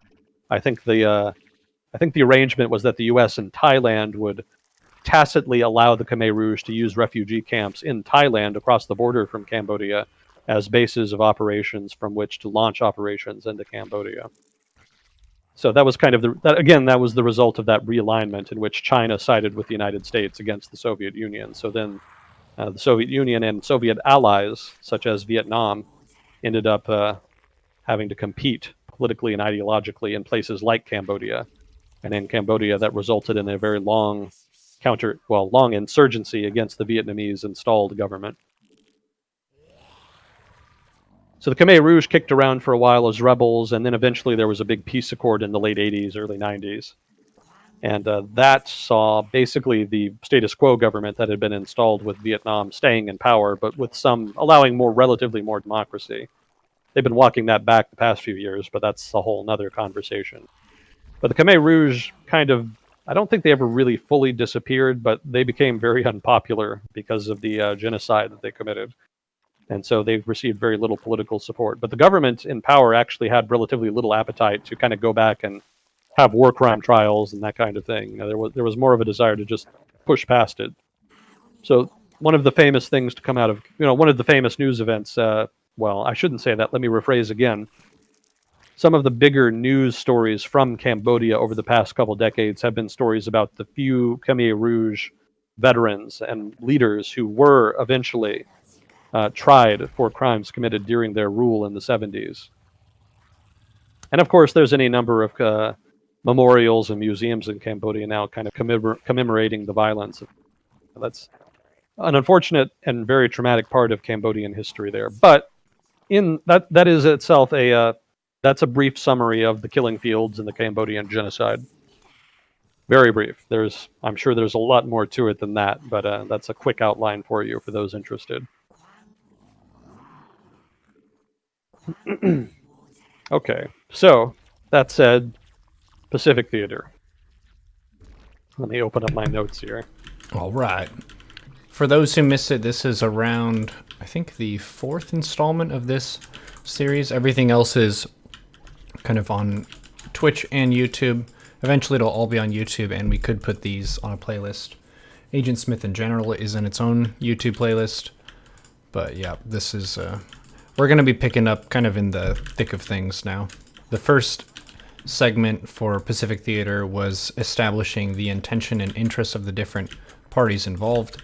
And then the first one was kind of the initial movements and starting point of each of them. And then we've been getting into more and more of the battles and direct conflict and dispute of territory in the most recent ones. Yep. Let's see. So last time on Pacific Theater, last week, we did 1943. So this week, we're going to be looking at 1944 in the Pacific Theater. Now, 1943 basically ended in the midst of a massive Allied offensive that spanned both the Central Pacific and the South Pacific. In 1942, most of the fighting had been pretty much been limited to the South Pacific because the Allies had not yet leveraged their advantage in industry to really build up their militaries. So the Allies were mostly playing defense in New Guinea and the Solomon Islands. And later on in Midway, when the Japanese tried to expand their defense ring, their conquered territories into the Central Pacific further, into the Western Hawaiian Islands. So that fighting largely ended in Japanese defeat.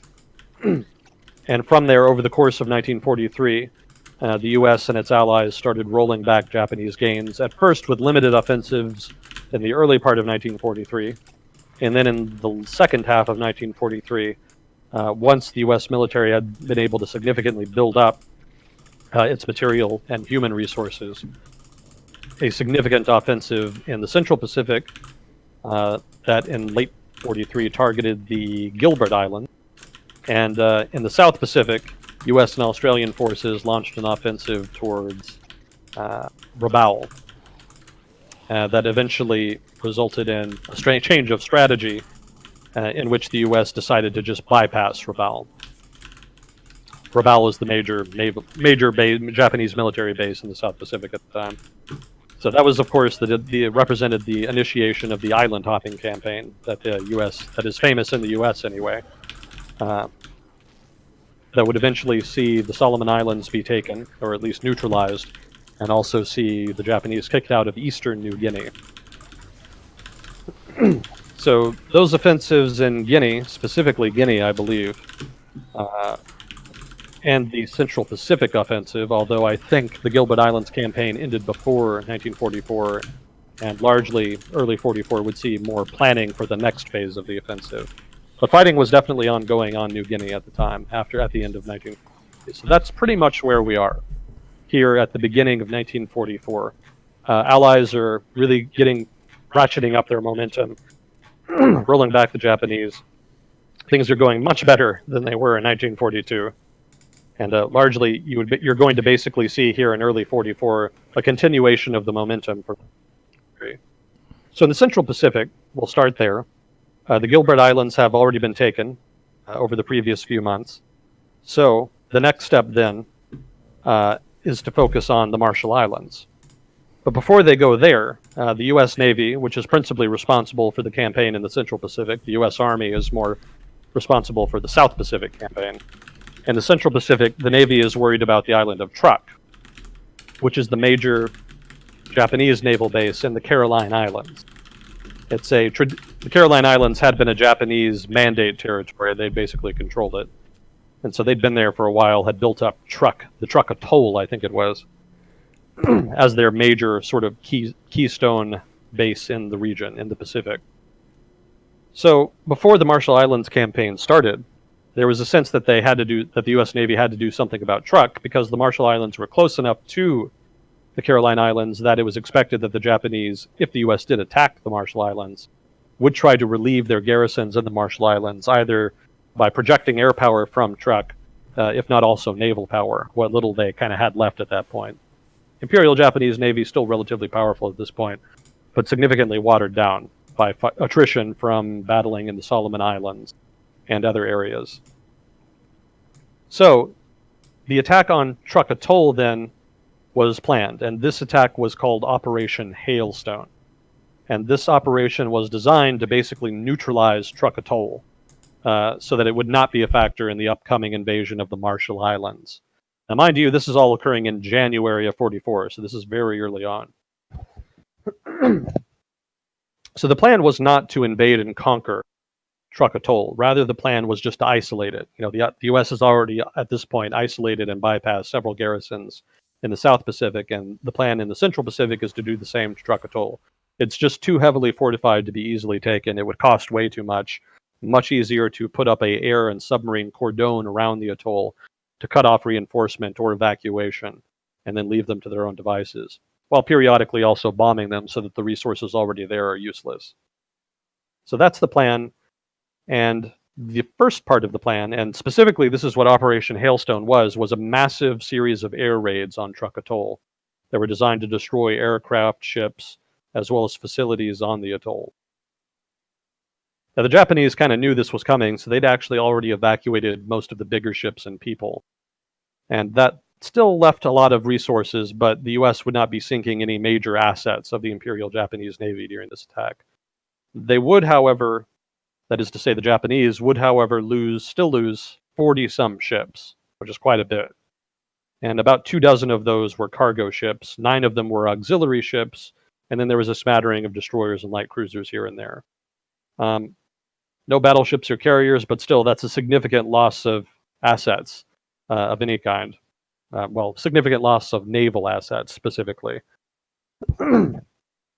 They also lost a number of aircraft, and of course, an immense amount of damage was done to infrastructure on the island. So, all told, pretty successful effort. Not a lot of losses incurred by the U.S. So, basically, the U.S. managed to completely neutralize the main Japanese naval base in the Pacific with just a handful of raids over the course of January of 1944. Pretty good exchange, all told. So from here, the U.S. Navy feels confident moving forward with its campaign for the Marshall Islands. So if you don't know where the Marshall Islands are, they are to kind of reiterate what I said before, they're just east of the Caroline Islands and north of the Gilbert Island. And hold on, I can pull up a map. Oh, that'll work too. I think I can just search Marshall Islands. I guess that would save me time. Marshall Islands, come on. Nice. They might be a bit hard to see on Google Maps. Google Maps tends to struggle a bit with islands. Yeah. Well, they're tiny, but we can get a reference point here. So we've got... Here's the visual. I have my webcam disabled. I can fix that. Boom. All right. So Marshall Islands, if you're looking at it from Hawaii, it's south and then east of Hawaii. If you're looking at New southwest. Guinea, it's southwest of Hawaii. Southwest of Hawaii. And it is northeast of New Guinea. Mm-hmm. Cool. Yeah. So roughly, that's the territory that we're talking about. It's basically in a big space of nothing, if you zoom out far enough. Oh, yeah. That's the trouble with Google Maps. Let me see if I can find you something better, just for future reference here. Yeah, this is good. I'll post this in, I guess, the Discord. Yeah, you can put it in the Agent Smith chat. So that's a quick link to a better map. Oh my god, I can see stuff! I was once blind, but now I can see. Okay. Yeah, there's actually quite a bit going on in the South Pacific and Central Pacific. All right. So this map kind of illustrates it a bit better. Yeah, there we go. Marshall Islands. There are the Hawaiian Islands. So yeah, we've got our reference points. Micronesia is directly to That's the the west. Caroline Islands. Yeah, that it ended up getting called Micronesia later, but basically that's the Caroline Islands. That's where Truk Atoll was, that big Japanese naval base. Mm-hmm. So pushing up from the Gilbert Islands, which you can see to the south of the Marshall Islands there, Mm-hmm. the U.S. Navy invaded the Marshall Islands. So that's kind of what we're talking about. Oh, cool. You got it up there.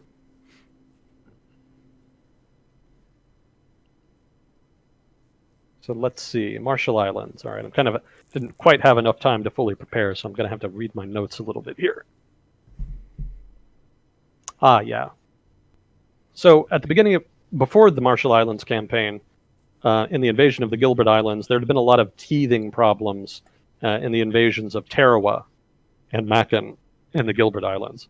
And so some of the lessons learned from those were applied here. So, for example, before the invasion of the Marshall Islands, there was a month-long aerial and naval bombardment of the islands that were going to be invaded, much longer than was done for the Gilbert Island. Another change, the U.S. Navy made sure that they were attacking, I should say the U.S. Marines, rather, who were doing the ground fighting, made sure that they were attacking with a force that was much larger than the garrison that they were attacking. Overwhelming numbers were found to be a much better approach than trying to economize, as had kind of been done more in the Gilbert Islands. So the Japanese, for their part, did not know which island in the Marshall Islands the U.S. would be attacking. As you can kind of see, as you might have seen in the map, there was a number of different islands there. And in the Gilbert Islands, it was pretty much just two, a much narrower number. In the Marshalls, the Japanese had a much broader number. So because they didn't really know where they would attack, they spread their forces around to a number of islands. And all told, they had a force of about 28,000 soldiers distributed amongst the different islands that they were defending.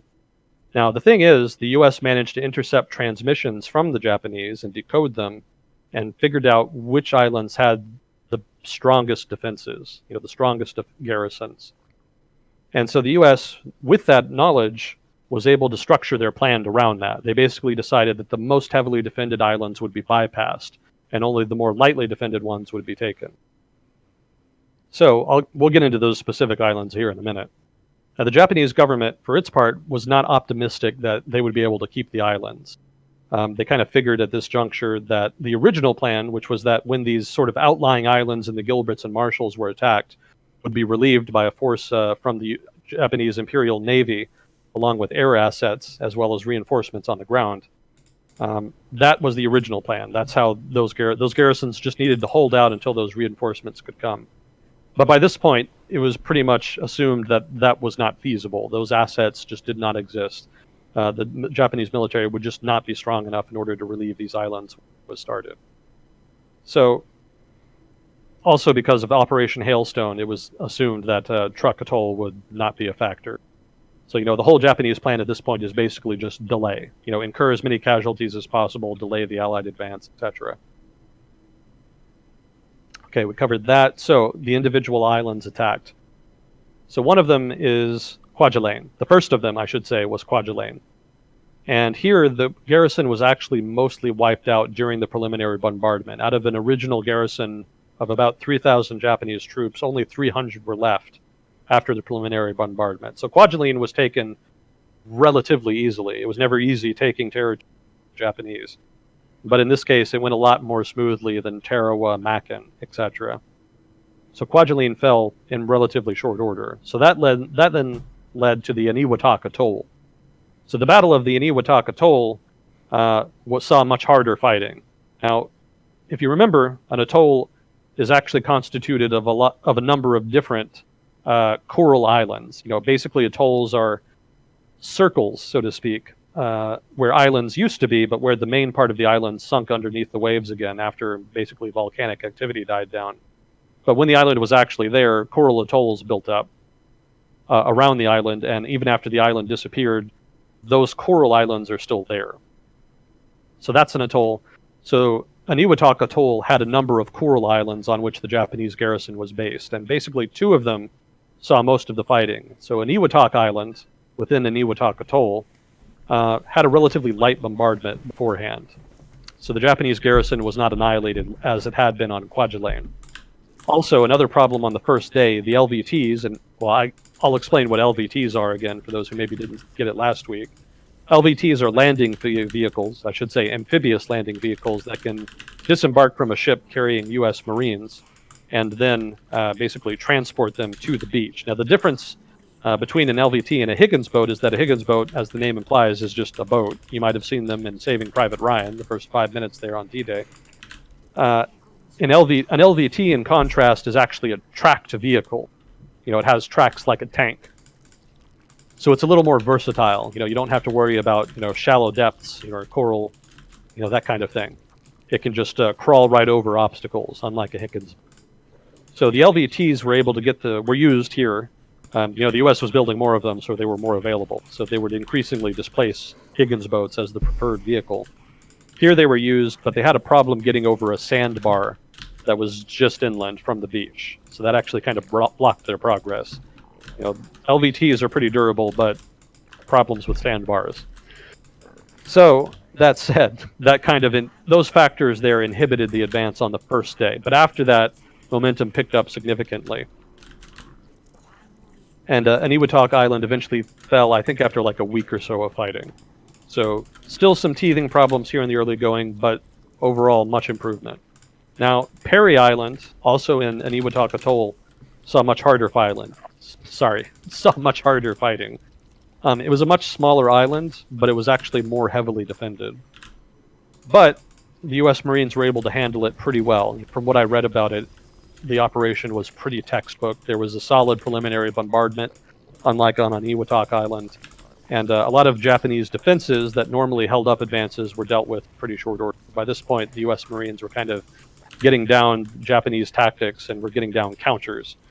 Specifically, one of the things Japanese troops did when defending an island is that they would have caves, sometimes interconnected caves, and bunkers and whatnot that they would kind of launch surprise attacks from. They would allow American troops to pass, and then they would just fire on them, after they'd kind of gotten past. And at that point, the U.S. Marines would have basically a fixed defense position in their rear, and they would have difficulty taking it. They were difficult to take in any case, but basically, the way that they dealt with those was with flamethrowers and demolitions. Flamethrowers were very useful for attacking fixed fortifications like bunkers or caves or what have you, because they would, I should explain how flamethrowers were different then. You might think of a flamethrower as being gas-powered. Basically, it just shoots fire in a direction. Flamethrowers in World War II generally worked differently. They didn't work with gas. They actually worked with fuel, generally napalm. So basically, you're not shooting fire. That is to say, gas that's being ignited. Rather, you're actually just spraying napalm. So that's an important consideration when you're looking at flamethrowers in World War II. And the reason it's useful to spray napalm like that is because you don't really have to be very accurate. So long as you're close to an opening in a bunker or something, if you can spray napalm with a high-pressure flamethrower, it'll make it within that bunker and basically set anybody and everybody on fire. The U.S. would actually later in the Pacific Theater develop tanks that had extremely high-pressure flamethrowers that would do that, and those were basically long-range bunker busters. Whatever kind of opening you have, even if it's a very small opening in a bunker, if you spray it with with enough of a high-pressure stream of napalm, it's going to enter there and do a lot of damage. So a very effective weapon for fortifications like that. And at this point in the war, the U.S. Marines are still kind of learning how to use it effectively, but they're kind of learning, and you can see that in how quick the pace of advance was here on Perry Island. So Perry Island falls, and ultimately Eniwetok Atoll is taken. And that's pretty much the end of major operations in the Marshall Islands. A new base was built on Majuro Island. Majuro Island was not defended, and so it was picked out to be the center for basically to be a U.S. base, major U.S. base in the Marshall Islands. And other islands that had large garrisons like Watji, Jaluit, Mili, and Malowalap, and I know I'm butchering those pronunciations, so I apologize, but those were islands with major Japanese garrisons that were just completely bypassed and reduced either through air bombardment or just blockade. So most of the Japanese-held islands in the Marshalls were actually bypassed. It wasn't that the U.S. fought some long campaign taking all the islands. They basically picked two atolls, Kwajalein and Eniwetok, and then built a new base on an unoccupied island, Majuro. So that was the plan, and it went pretty swimmingly. It went much more smoothly than the Gilbert Islands campaign. And this fighting for the Marshall Islands occurred over the course of about a month or two, I believe. So, one final note here for the Marshall Islands campaigns: of the Japanese garrisons on the islands bypassed, about half of them would not survive to the end of the war. They had a pretty rough go. Kind of like what I talked about last week, food resources were generally pretty limited. Some of the bigger islands had left some opportunity for agriculture, and there was always fishing as well. So that allowed the maintenance of the food needs of some of the garrison, but in some cases the garrisons were too large or food resources ran out, and in those cases there was a lot of starvation, even some cannibalism. Even in cases where forces were able to survive, it could be very uncomfortable. I think something I didn't mention last week was that there was one garrison, I think in the Caroline Islands, that suffered an outbreak of, I think they were triggers, basically a blood-sucking insect of some kind of like a tick. There was a mass outbreak on the island, and the Japanese garrison just had nowhere to go, and apparently were extremely miserable as a result, because they just couldn't really do much about it. I'm trying to fight a war, but I'm just dying to bugs. Yeah. Not a great circumstance, suffice to say. So I'm not saying everybody died of ticks and bypassed Japanese garrison, but it's just an example of how poor the conditions could be in some cases. And in the case of the Marshall Islands, about half the garrisons would die out just over the course of the subsequent few years. To me, with a StarCraft background, it just makes me think of people complaining about the maps that you get, because you have your opponent and you can think of like that battle happening on a lot of different playing fields. Sometimes, like in these real life examples, the map is attacking you and you have to not only fight against your opponent, but you also have to fight against nature and the elements. Yeah, it's pretty rough in cases like that, and that's something that a lot of war games don't always capture very well.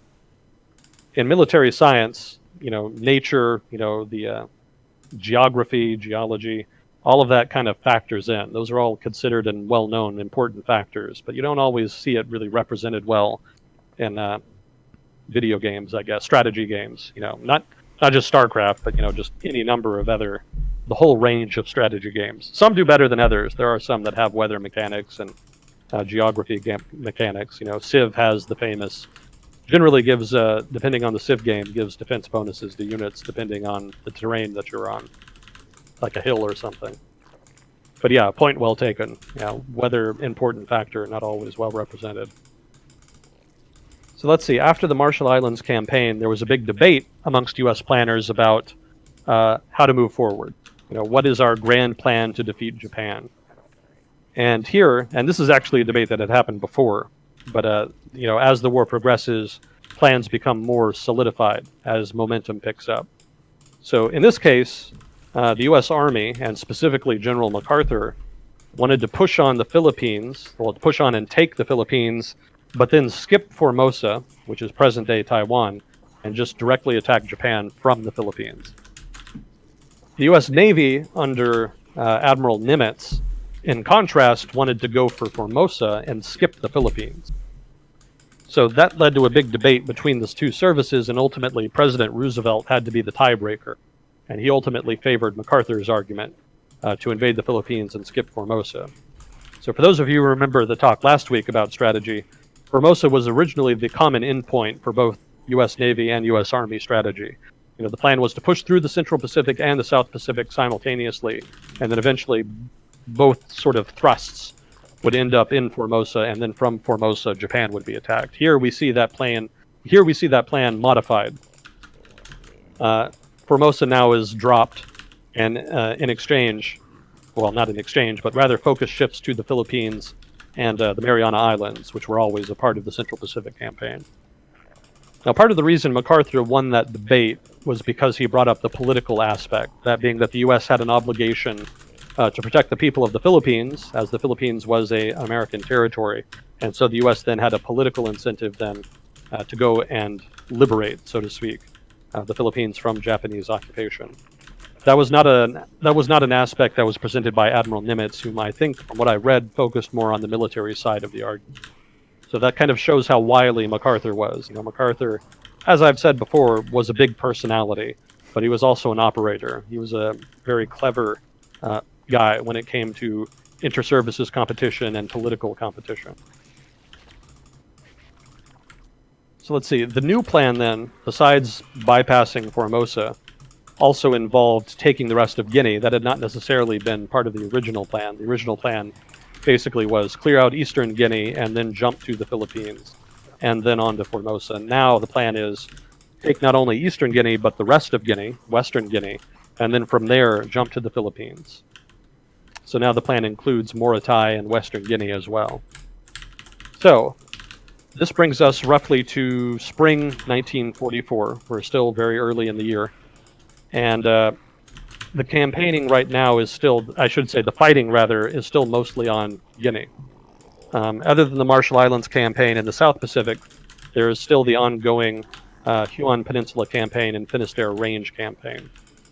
These wrap up basically around this point of time, around spring, summer of 44. So these campaigns end, and then, and because the change in plans, the U.S. Army and the Australian Army shift gears and start revving up for the invasion of Western Guinea. Now again, to reiterate, I've said this a number of times as we've discussed this, the Japanese presence in Guinea was not a continuous occupation of all of the territory. It was basically just individual outposts that they would take on the northern coast of Guinea. So rolling back the Japanese presence in Guinea meant attacking those specific outposts. So they didn't have to launch some kind of land invasion where they just continuously progress. It was basically individual amphibious landings near these outposts and then pushing on them and taking them. So with the campaign in eastern Guinea pretty much over, though not completely, but the major campaigning over, the campaign for the western part of the island began. And that started with a town called Hollandia, and then moved on from there over the course of the next this is occurring over the several months. And I don't have nearly as much details here because this is mostly U.S. Army and Australian Army, which is a part of the war that has not traditionally gotten as much attention in the history, at least among documentaries and whatnot. So let's see, Hollandia was taken, and then about a month or so later, the island of Wakdi, which is just off the coast of northern Guinea, as well as Lone Tree Hill, adjacent to the island on the mainland. These were also taken in a single operation. And then the island of Biak, even further west than that. So basically what you see is a hopscotch.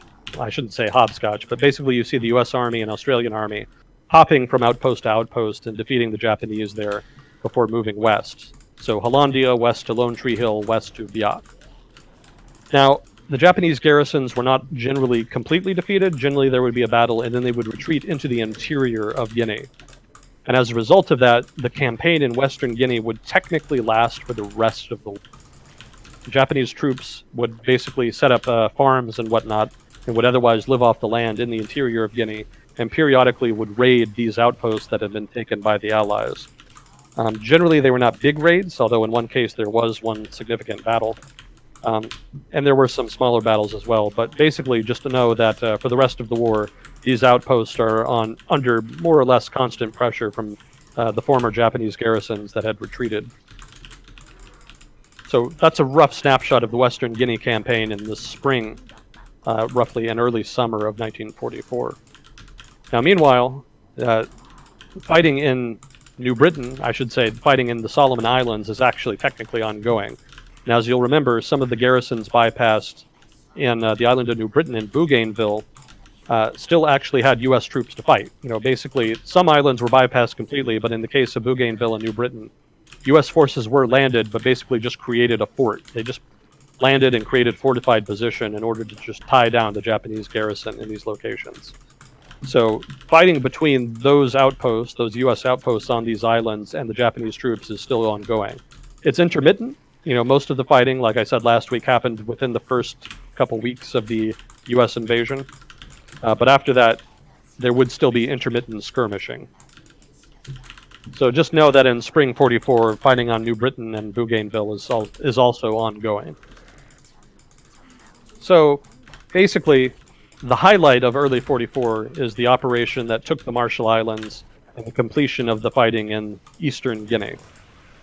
So this brings us to the beginning of a new aspect, the beginning of a new campaign in the Pacific Theater, and this was an air campaign. This was Operation Matterhorn.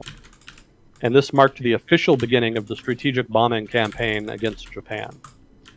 Now, this early bombing campaign was very limited in its effectiveness, and that's because these bombing raids were launched from China. So I don't know how familiar most people are with this, because this isn't something that I think gets a lot of attention traditionally. Basically, the way it worked is that U.S. bombers, specifically long-range B-29s, which were finally being produced after a very long production process, long-range U.S. bombers called B-29s would be based in Bengal in India. This is eastern India. And from there, they would be flown to southeastern China, which was at this point not occupied by the Japanese. And they would be flown to these basically forward bases. These were not like really well-equipped these were not well-equipped airfields. Rather, these were just very sort of impromptu forward operating air bases. And so from there, the B-29s would refuel, and then they would fly on to bomb Japan before coming back, refueling again, and then flying back to India. So this allowed the bombing of Japan, but it had some problems. For one, the B-29s only had enough range to fly from southeast China to Kyushu. And Kyushu is I'm probably mispronouncing it, but Kyushu is the biggest, is the southernmost of the major, largest Japanese home islands. So these B-29s were not able to bomb Tokyo or any of the other major cities on the main island of Honshu. Rather, they were only able to hit targets on Kyushu, and targets were relatively limited and important there. But all the same, it still marked the beginning of the strategic bombing campaign. It was significant for that reason, and they did do some damage, so it is relevant. Now, another problem with the bombing campaign was logistics. Because of logistics, there were a lot of problems with refueling that kind of limited the limited the pace of operations. So bombing raids were very intermittent over the course of Operation Matterhorn, which lasted several months. So this is something that starts in early 44 and is going to last through basically to the end, roughly, of 1944. Now, another problem is that the B-29s themselves were still pretty new, and there were some teething problems there. And for those of you who are non-native English speakers, when I say teething problems, that's just a way of saying basically problems with new technology or new techniques, basically learning how to use something correctly. You know, when you're a child, you have new teeth coming in. So the metaphor is that learning a new skill or learning a new technology or using new equipment is kind of equivalent in that when you first start using it, there's a learning curve and you're not really using it to great effect when you start. It takes a while to really get used to it. Also, new technologies and new equipment generally has problems that the original manufacturer was not aware of. And it takes time for the manufacturer to learn from experience to figure out what those problems are and then fix them. So B-29s at this point are still pretty new, and they still have a lot of technical problems that also limit their effectiveness and limit the pace of operation. We talked about that quite a bit in the last episode. The fact that World War II, basically both world wars, were both fought with a bunch of new tech that had never been used before. So you're getting an initial field test where there's no precedent for how this tech works and how it's been used in the past. There's no playbook to copy. You basically have to write your playbook as you go and kind of think about how it might influence a battle. Yeah, exactly. That's exactly what happened with the B-29. They had to move up the learning curve, and it took some time. And at the beginning of the learning curve, there were definitely some problems, both technical and human problems, since it took a while for the air crews to get used to the plane. Now, just as a brief aside here, it's worth talking a little more about the B-29, because the B-29 was actually an amazing airplane, given the era. And when I say amazing, I mean it was incredibly advanced for its era. For one, it actually had a computerized radar fire control system for its guns. Like most bombers of the era, it had a few guns equipped on it to defend itself against attacking fighters. In the case of the B-29, there was actually a computerized fire control system that allowed I think what you would call a PIP, basically an aim assist, that would appear on I think a rudimentary HUD system. Basically the gunner would have a little screen, so to speak, on which would appear a bullseye, let's say. I don't know the technical name. And the computer would actually project that where the gunner needed to point the gun in order to hit the target. Because, of course, when you're shooting at a moving target, you need to lead the target. You need to shoot a little bit ahead of it. And figuring out exactly how far ahead of a target to shoot is very difficult, especially when it's a fighter that's going out of its way to try to be difficult to hit. So the radar control system would compute information about a given target and would move that bullseye accordingly on the screen to show the gunner where to hit. Yeah, I believe this is the case anyway. This is what I was reading about it anyway. So obviously that's extremely advanced for the era. The computerized fire control system is just brand new. I think this is one of the first times it had been done. The B-29 also flew way higher and faster than most other planes. In fact, it actually could fly higher and faster than most Japanese fighters could fly, and also, well, it could fly faster than most Japanese fighters could fly, and higher than most Japanese anti-aircraft guns. So that made it very difficult to defend against. There would still be a number of B-29 shot down over the course of the war. The Japanese would devise various defenses against it. Suicide planes, better anti-aircraft guns, and also American tactics, that is to say how the bombers were used, would change in a way that would actually put them at more risk as a trade-off to improve their effectiveness. We'll get into that later, though. But basically, it was an amazing plane compared to other planes of the era. In fact, more losses came from accidents and inexperienced crews than enemy action, basically in the early going, just to show you how effective, well, actually over the course of the war, just to illustrate to you just how effective the plane was. So amazing plane, extremely long range, very advanced technology. It also, I believe, had, it was one of, if not the first planes to have a pressurized cabin. I think that's what it is. So, when you're at a very high altitude, it's very cold and the air is very thin. And that's why when you see old movies from World War II with B-17 crews, bomber crews, aircraft crews, they always have like a mask and a leather jacket. Those were practical tools. That was not a style choice. The mask fed into a can of oxygen so that you would have air to breathe rather than the thin air at a high altitude. And the leather jacket was a purposeful choice that helped with the cold weather, the cold climate, I should say, at high altitudes. Because at that time, planes did not have pressurized cabins. Wherever you flew with your plane, that was the kind of climate that you were going to experience as the pilot. But with the B-29, the manufacturer managed to pressurize the cabin such that the climate inside the plane was controlled. So you could fly at an extremely high altitude, but not feel cold. Probably a little cold, but you did not have to deal with those same kinds of problems, that same kind of discomfort that you would have to deal with in previous bombers. So just awesome plane and very impactful over the course of the war. And this is what we're talking about here when we talk about the strategic bombing of Japan. The B-29 was the only bomber the U.S. had at this point that had the range to hit Japan. And so a lot of the B-17s and B-24s that are more famous in Europe did not really appear so much in the strategic bombing of Japan, like you might think they would, given how important they were in the strategic bombing of Germany and the rest of Europe. So that's Operation Matterhorn.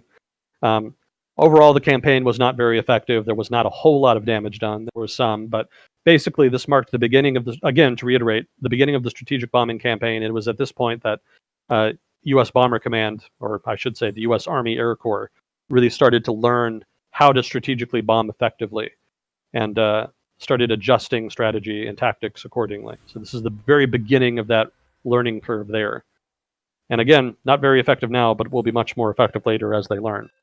And to reiterate a point that we talked about last time, islands here, not here, but rather islands on the raids on the Kuril Islands from Alaska start up again. This is something we talked a little bit about last week. Basically, the northern part of the Pacific theater is not really talked about much in the history because most of the fighting is in the Central Pacific and South Pacific. But in the North Pacific, there was some fighting. We talked about the Battle of Attu last time, and we talked about how there was a raiding campaign, maybe would be a more accurate way to call it, technically a bombing campaign launched from Alaska, raiding targets in the northern part of Japanese territory, basically the Kuril Islands chain.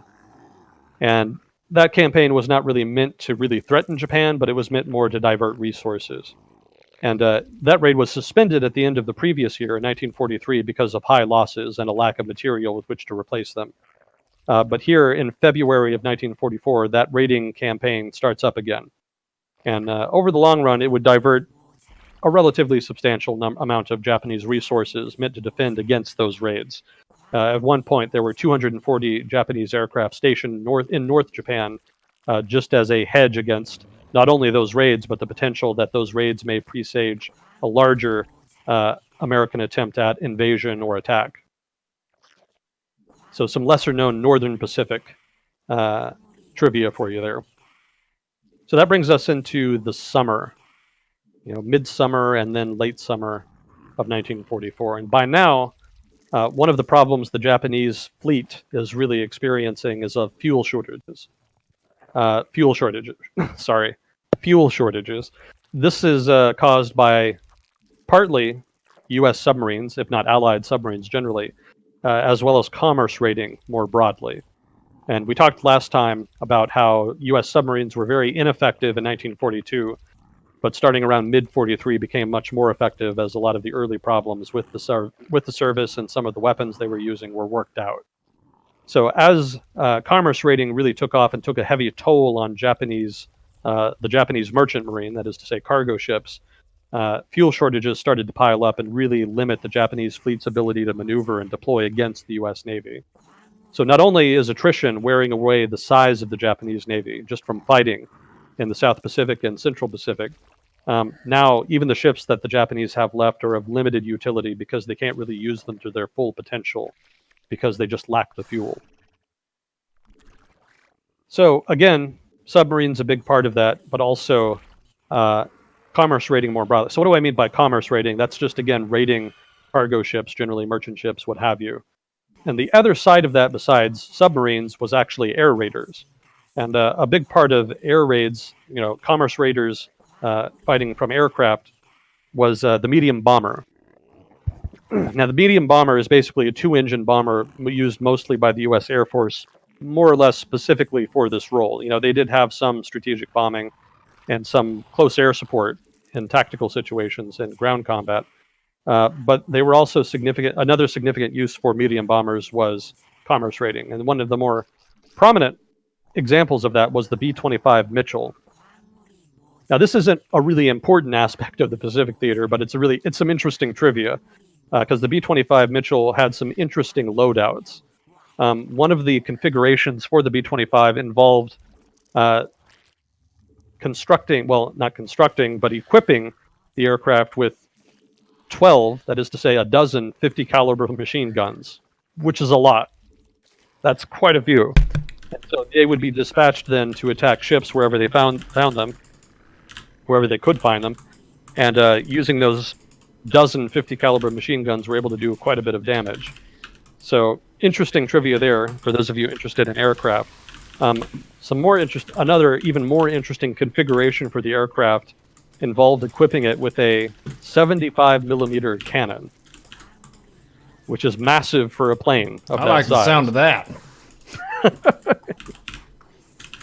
I believe that's accurate. I hope I'm remembering that correctly. It was a large cannon regardless, but I think it was actually technically 75 millimeters, which is roughly like an anti-tank gun, basically. So very powerful weapon for a relatively small aircraft that was used to good effect against ships. It was such a powerful cannon that it actually impacted the flight path, basically, of the aircraft whenever it was fired. You could feel the aircraft slowing down because of the recoil. So just some fun trivia there for those of you interested in aeronautics.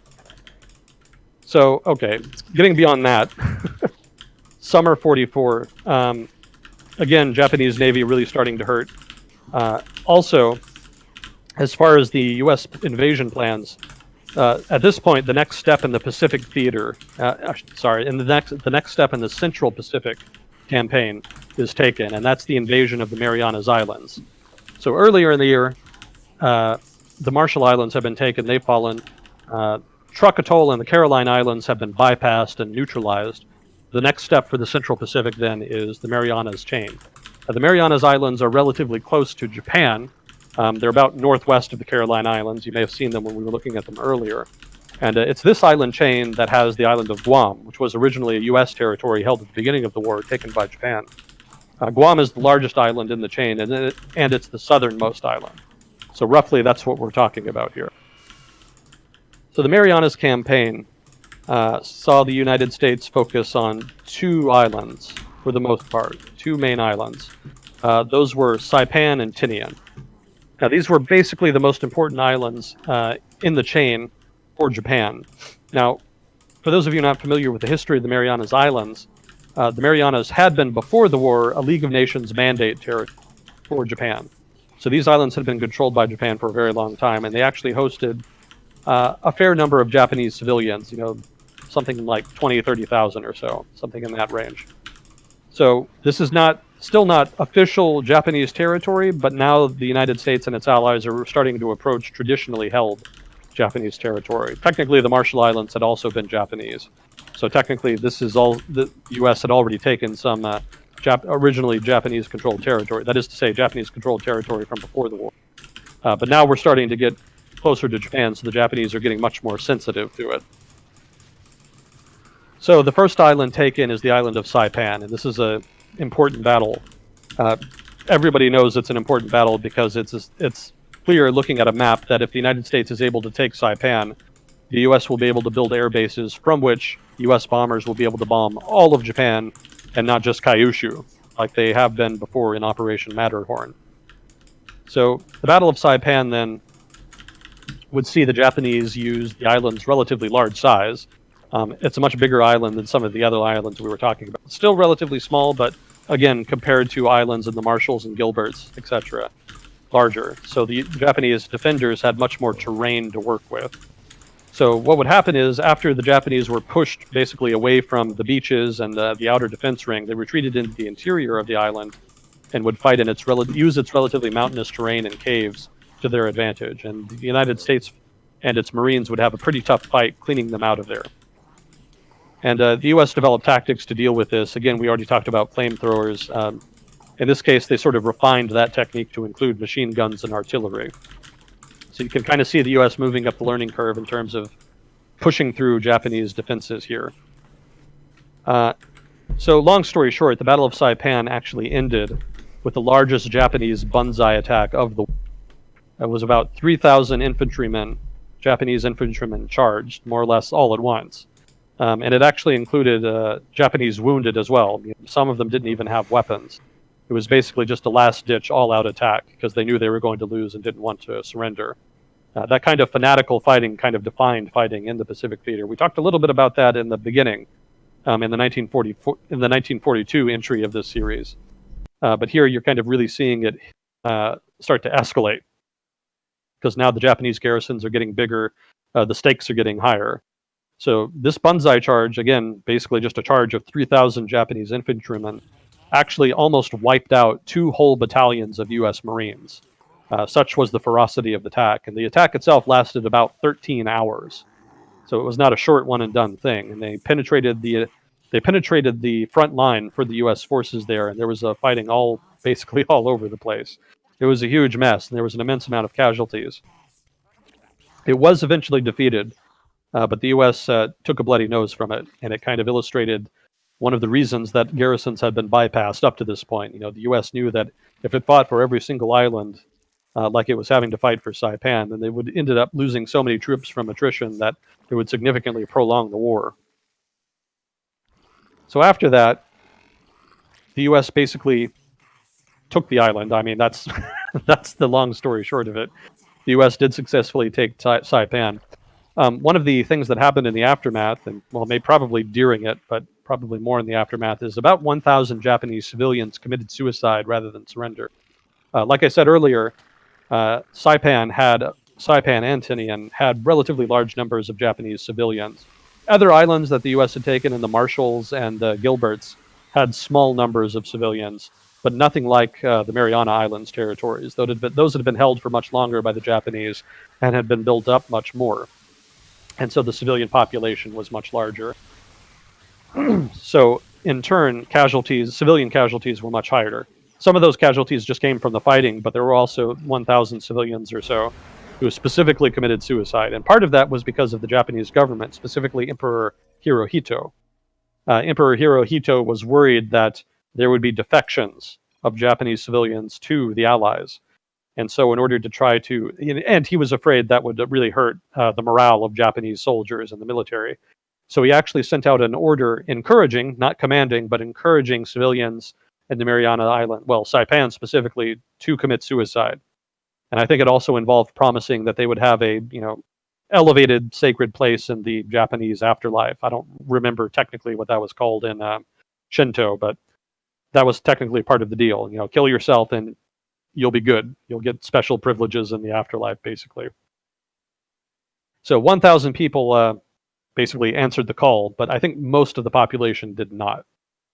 Now, that said, that didn't mean that civilians were really excited to surrender to the Allies. A lot of people were afraid of atrocities, rape, abuses, etc., killings, torture.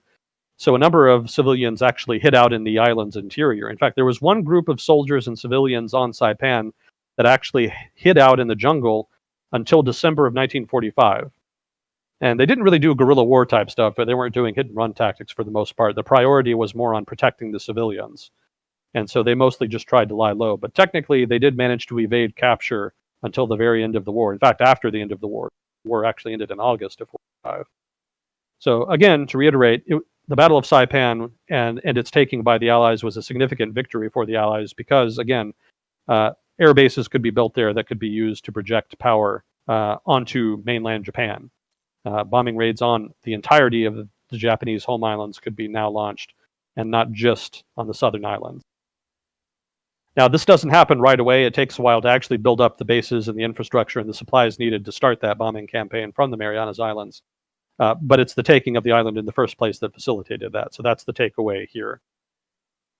Now, while the Battle of Saipan was going on, the Japanese tried to launch a counterattack in the Philippine Sea. This is the Japanese Navy specifically. The Japanese High Command knew that the United States was going to attack the Marianas Islands. And so they tried to organize a large naval task force to try to relieve the force, basically deflect that attack. And the Japanese were not entirely confident they could even do that at this point, but they still made the effort. And this was what the Japanese called Operation Ago. And it was comprised of a fairly large task force that actually had 9 aircraft carriers. Also, a larger supporting force of basically support ships, cruisers, destroyers, submarines, what have you. So this task force was dispatched to Saipan in order to try and attack the U.S. Navy and try to win the battle for Japan.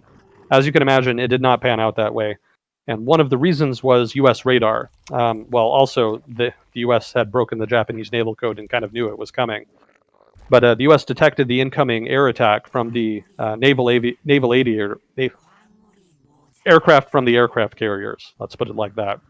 So the Japanese aircraft were launched from their carriers, and they were detected by U.S. radar. And so the U.S. was able to prepare for them. And in the ensuing air battle, the Japanese were just mangled. The Japanese naval aviation was basically obliterated in the Battle of the Philippine Sea. The Japanese lost about 400 pilots, which is a huge amount. The U.S., in contrast, lost about 24 to 50, something in that range. It was much smaller. The kill ratio was just ridiculous. And so the battle was very lopsided. After this, the Japanese basically had no experienced pilots left for their aircraft carriers.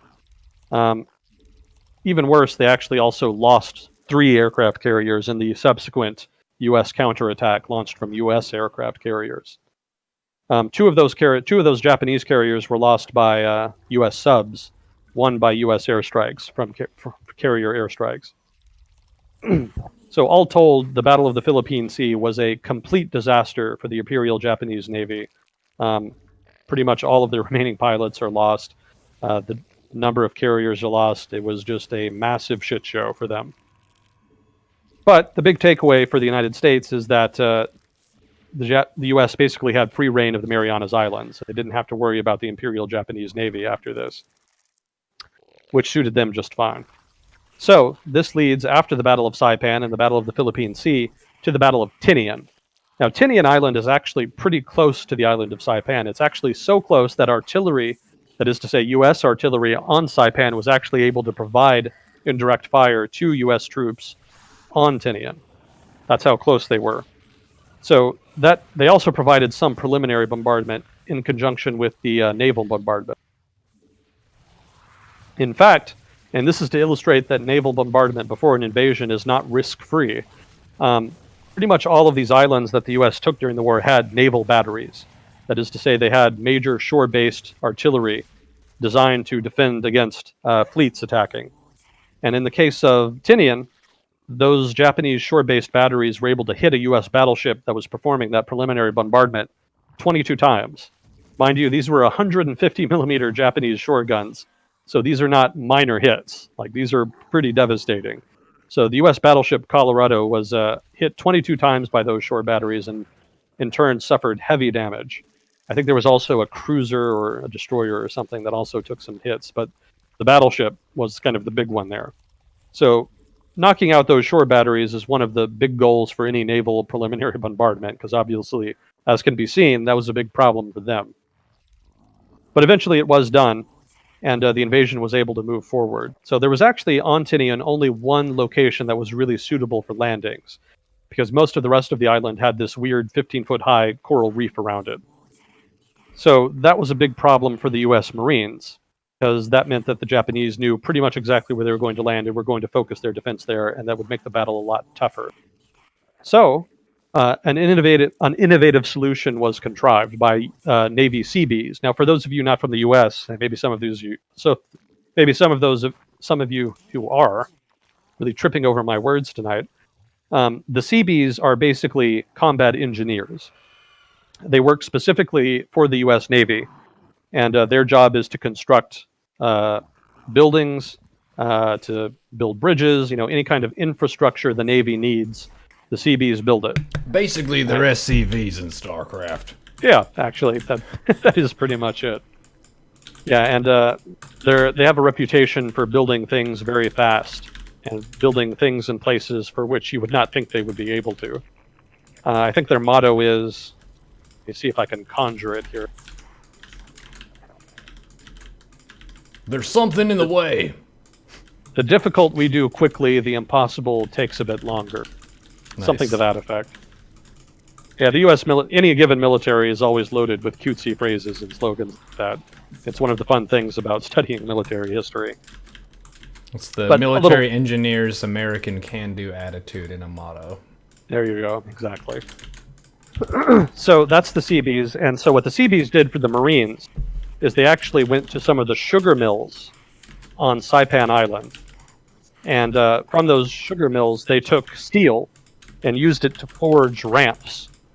And these ramps were affixed to U.S. Marine landing vehicles, such that the Marines would be able to land elsewhere, basically not land on that one narrow beach that they were expected to, but on another part of the island. And that was actually effective. They were actually able to surprise the Japanese defenders by doing that.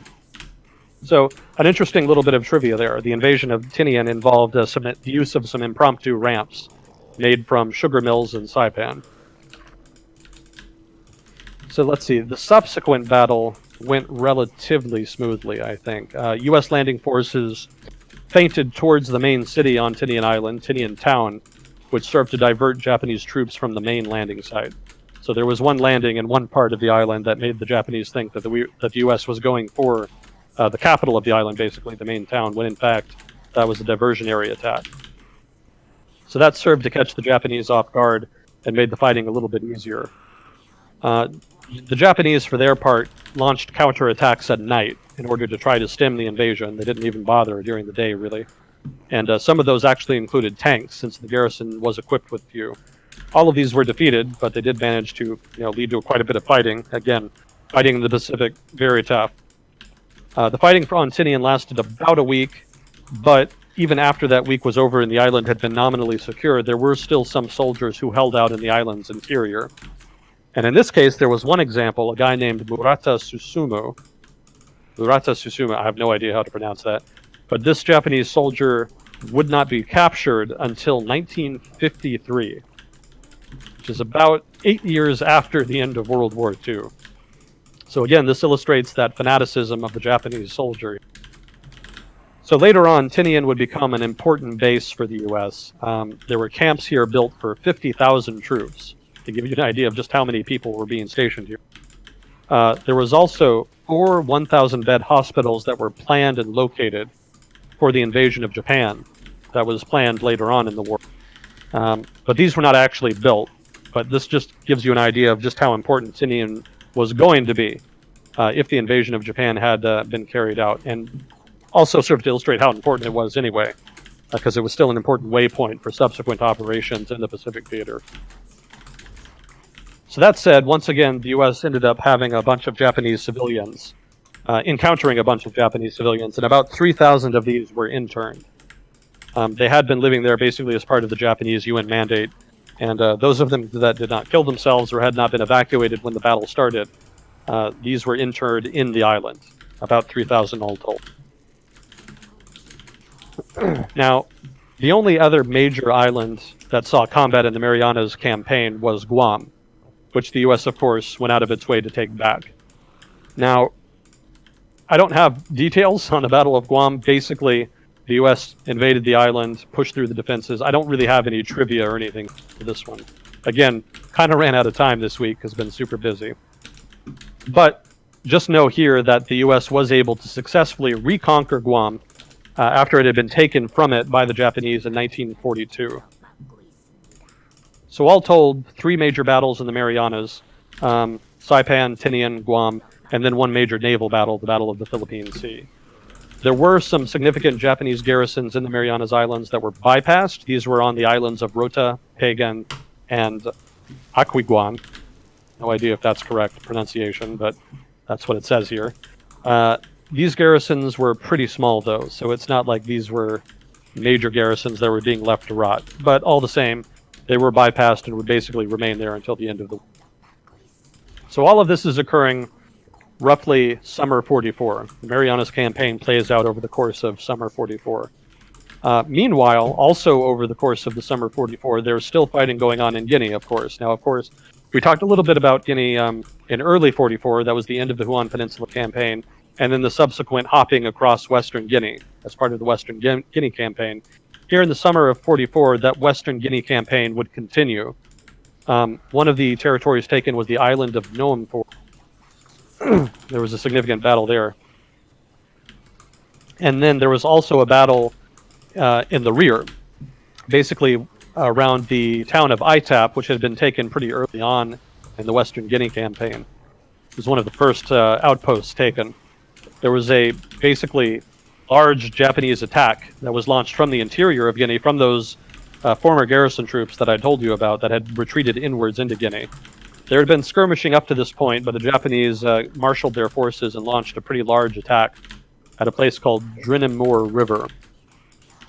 And again, this is around the town of Itap. So the Western Guinea campaign continues summer 44 with the taking of further westward territory at Noamfor, and then there's also a large battle against residual Japanese troops at Drinamore River. So also, again, the U.S. outposts, I guess you could call them, are still fighting off and on with Japanese troops on the islands of New Guinea, or not New Guinea, but New Britain and Bougainville. Just to remind you that that's still going on. And of course, the Kuril Islands raids are still ongoing in the North Pacific, just to give you an idea what's happening up there. So that's a rough snapshot of summer 44. There are some other things going on here, though, that are worth mentioning in the Pacific Theater writ large. One of those is Operation Ichigo. So what is Operation Ichigo? That's a Japanese operation launched by the Japanese Army in mainland China. And you can probably guess where it was targeted. The Japanese realized that the U.S. B-29s that were raiding Kyushu were coming from southeastern China. And so the Japanese Army launched this offensive to try to deny those bases to the U.S. Army Air Force. And the operation, for the most part, was pretty successful in doing that.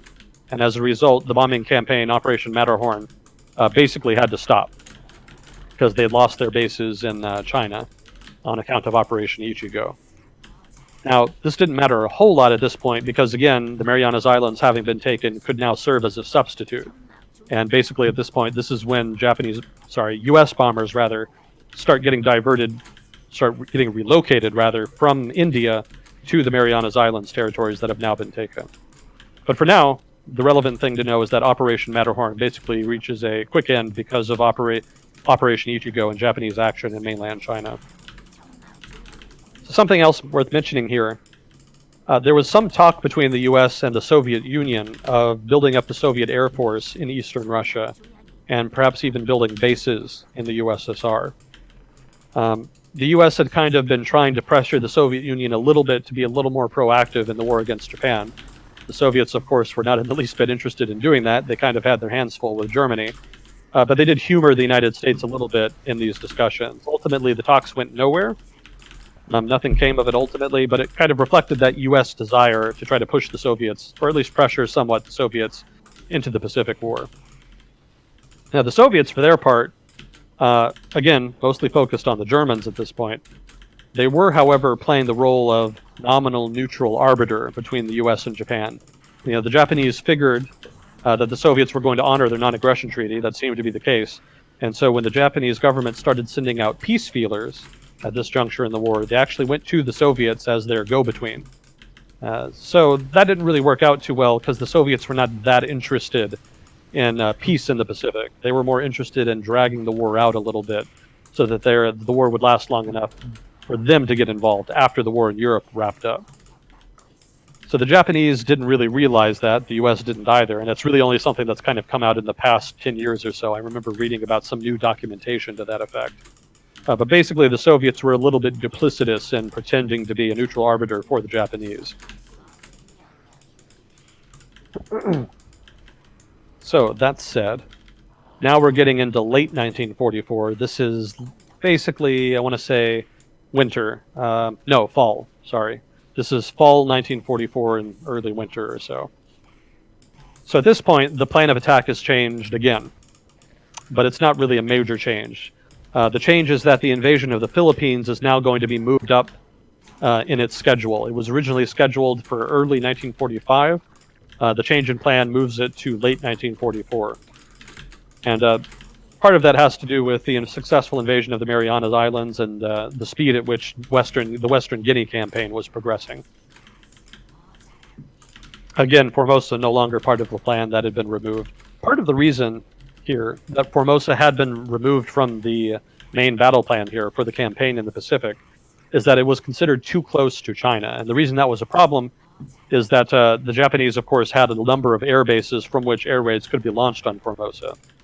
Now, securing Formosa from those air bases meant that basically you would have to invade mainland China. Up till now, the solution to that problem had been to basically isolate Japanese island bases. You could cut them off from resupply with submarines and an air cordon. But in the case of bases on mainland China, that wasn't going to work. You can't bypass mainland China. So that meant a land campaign, and that would have required way more resources than the U.S. Had available at that time or was willing to commit. So part of the reason that Formosa was ultimately abandoned, part of that logic, was that it would have been difficult to secure Formosa from attacks from mainland China. Let's see. Now, instead, the plan... Right. So this is the point when, in addition to moving up the schedule to attack Japan, to attack the Philippines, plans for the invasion of Japan itself are start to get formulated. So it's at this point that the invasions of the Volcano Islands and the Ryukyu Islands are formulated. So these campaigns would turn into the battles of Iwo Jima and Okinawa, respectively. Iwo Jima is in the Volcano Islands chain, and Okinawa is in the Ryukyu Islands chain. I believe that's the case. There was also a lot of debate now over the Palau Islands. And this is something I'll get into here in a minute, but basically there was a debate about whether or not it was worth invading the Palau Islands, which, for those, if you're not familiar where they are, they're located in between the Philippines and Guinea. So the argumentation was that it would be necessary to take the Palau Islands as a kind of intermediate step towards the Philippines, and as islands that could then be used as a jumping off point for the invasion of the Philippines. But then there was also an argument that we don't really need to do that. Let's just invade Western Guinea, and then when we finish there, just directly go to the Philippines. And ultimately, it was decided to take the Palau Islands, but that ended up being controversial. We'll illustrate that here in a minute, because the invasion of Palau actually starts right now. This is fall 44, after the fall of the Marianas Islands, and after the fall, basically, of Western Guinea, or a little bit contemporaneous with some of the last fighting in Western Guinea, the invasion of the Palau Islands begins. So only 2 of the islands ultimately were invaded. There was originally 3 slated. One of those islands taken was the island of Pelelu, and this actually turned into one of the nastier battles in the Pacific. It's lesser known because, again, it wasn't big dramatic stakes. The island didn't technically need to be taken. So Pelelu is not as well known for that reason. But that didn't change the fact that the fighting was really tough. So on Pelelu, for one, U.S. Marines faced one of the rare Japanese tank charges in the Pacific theater. The Japanese had fought with tanks before in the theater, but here we see a relatively large organized tank assault on U.S. Marine positions. So right away you can see that this was a different battle, distinct from the others. Once the U.S. Marines managed to push inland into the island a bit, they faced the prospect of fighting in the island's mountainous interior. And specifically, there's really rugged terrain around what's called, I'm going to butcher this pronunciation, but I'm going to try, Umerbrogel Mountain on the island of Pelelu is surrounded by very steep, rugged terrain, in particular ridges. And the Japanese were thoroughly ensconced in that terrain. And the U.S. Marines fought what may have been the toughest fight for the U.S. in the whole war, trying to fight the Japanese garrison in and around that mountain. Obviously, what constitutes the toughest individual fight in the whole war for the U.S., I should specify that's not for every combatant, but the toughest fight for the U.S. in the war was fighting in and around that mountain. And there was one particular battle called the Battle on Bloody Nose Ridge that was particularly bloody. This involved what was, I believe, the 1st Battalion of the 1st Marine Division. And basically, what would happen is troops would enter these ridges and get pinned down. Japanese defensive positions in the high ground, among the ridges, would have overlapping fields of fire and would just pin down U.S. Marines, and it resulted in very high casualties for U.S. Marines. But in this particular battle, the 1st Battalion, 1st Marines Division attacked what was called Hill 100, and over the course of 6 days of fighting towards the hill, basically, they're not even at the hill yet, they're just trying to get there, they took 71% casualties, which is very high. Now, eventually, they did reach the hill, but by that point, of the entire battalion, which is like roughly 1,000 troops, they only had about 90 men left. And then when they finally got on top of the ridge, they found out that it was the wrong ridge. It was not Hill 100. And so once there, they just set up a perimeter for the night before they left for the day. But the Japanese knew they were there and launched a concerted effort to just destroy them, to kill them. And they fought all through the night against a just steady barrage of Japanese infantry attacks and mortar attacks and what have you. And over the course of the night, they actually ran out of ammunition and ended up having to defend their perimeter with knives and just hand-to-hand combat. And they did that, again, all through the night, which is pretty intense in the best of circumstances. So in the end, they were still there. They were not all wiped out. But of the 90 men that had been there at the start, only 7 made it out alive. There were only 7 left of the original battalion. Actually, of the original battalion, only 7 left when they evacuated that position left the next day. So all told, that's just to illustrate how tough the fighting was, mind you. All told, over the course of the battle, about 1/3 of the 1st Marine Division was lost over the course of the fighting as casualties. Not all killed necessarily, but killed and injured. And the unit was not back to full strength until the Battle of Okinawa. Now, that's a very high rate of attrition, and that again illustrates the benefit of island hopping. If you're fighting a Battle of Pelelu every time you take an island, you're not going to have much of a Marine Corps left by the end of it. And in the case of Pelelu, probably an example of an island that should have been bypassed. Again, the island was not really needed for the invasion of the Philippines, and as a result, it ended up being one of the most controversial battles the U.S. fought in the war. Now, there was also another island taken called Angaur, and in this case, the fighting was much more smooth for the U.S. Marines. In this case, Japanese in caves would be dealt with tractors. There was a number of cave complexes that were used for defense by the Japanese forces, and one of the new tricks that the U.S. used was to just take tractors and bury them alive. That was a lot easier than just trying to fight them to the death, or even to using flamethrowers. not a particularly ideal fate, but an effective one if you're just trying to take the island. Now, there was also an invasion planned for the island of Yap in the Palau Island chain, but this was actually canceled. This was partly because it was just unnecessary. Again, the whole thing had been controversial from the start, but it was also partly because of the high casualties that had been suffered at Pelelu and also at Angaur, although to a lesser degree at Angaur. And again, all of this was very controversial. In fact, the airfield that was planned on the island of Angaur was not even finished in time to help with the invasion of the Philippines because the fighting on the island lasted so long. So even the nominal benefit of having the Palau Islands was not enjoyed for the operation in the Philippines for which it was intended.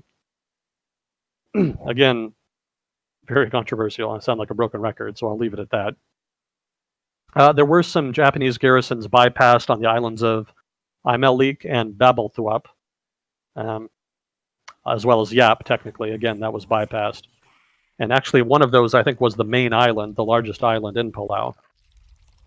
So all told, pretty bloody affair and pretty unnecessary.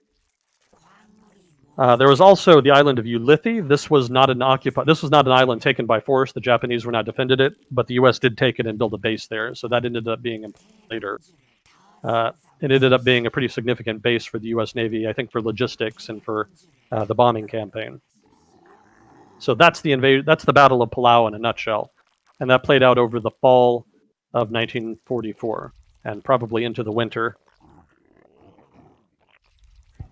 So with Palau now taken, this now takes us into the invasion of the Philippines itself. And this was a long-planned invasion, a very large invasion, but it did not happen. They did not target right away the largest island in the Philippines.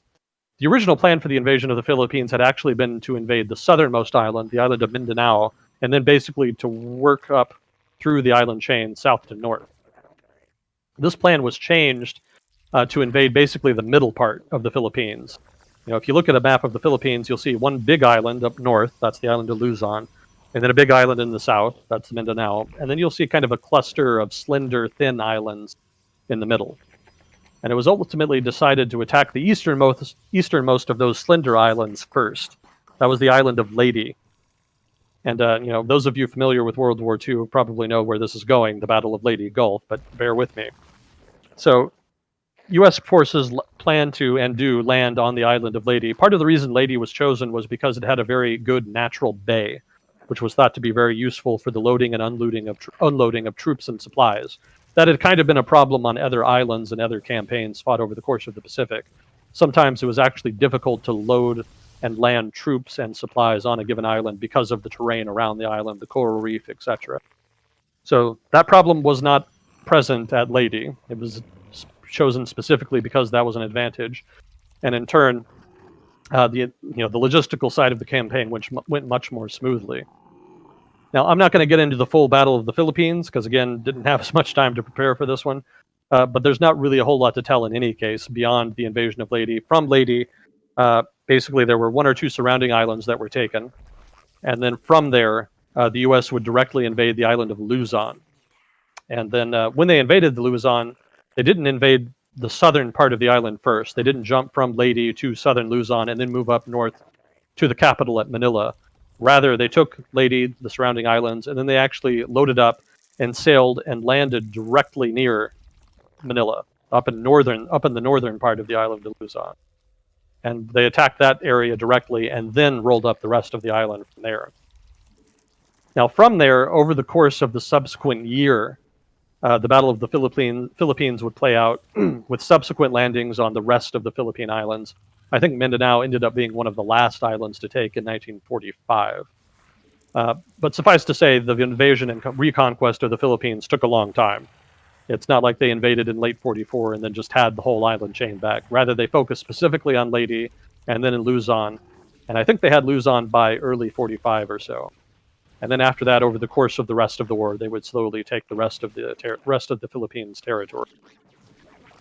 So here, with the initial invasion of the Philippines here in late 44, the relevant battle is, of course, the Battle of Leyte Gulf. So we'll talk a little bit about that here.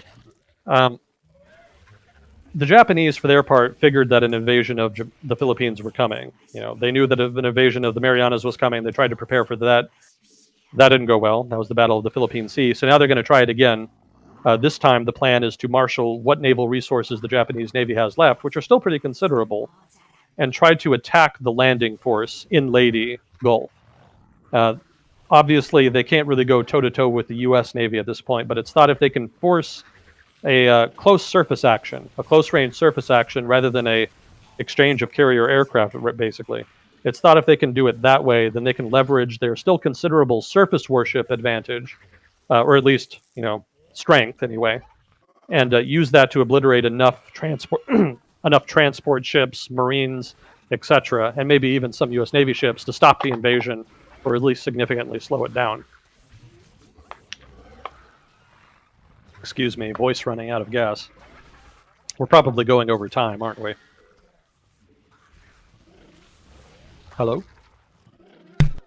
Muted. Well, I'll try to...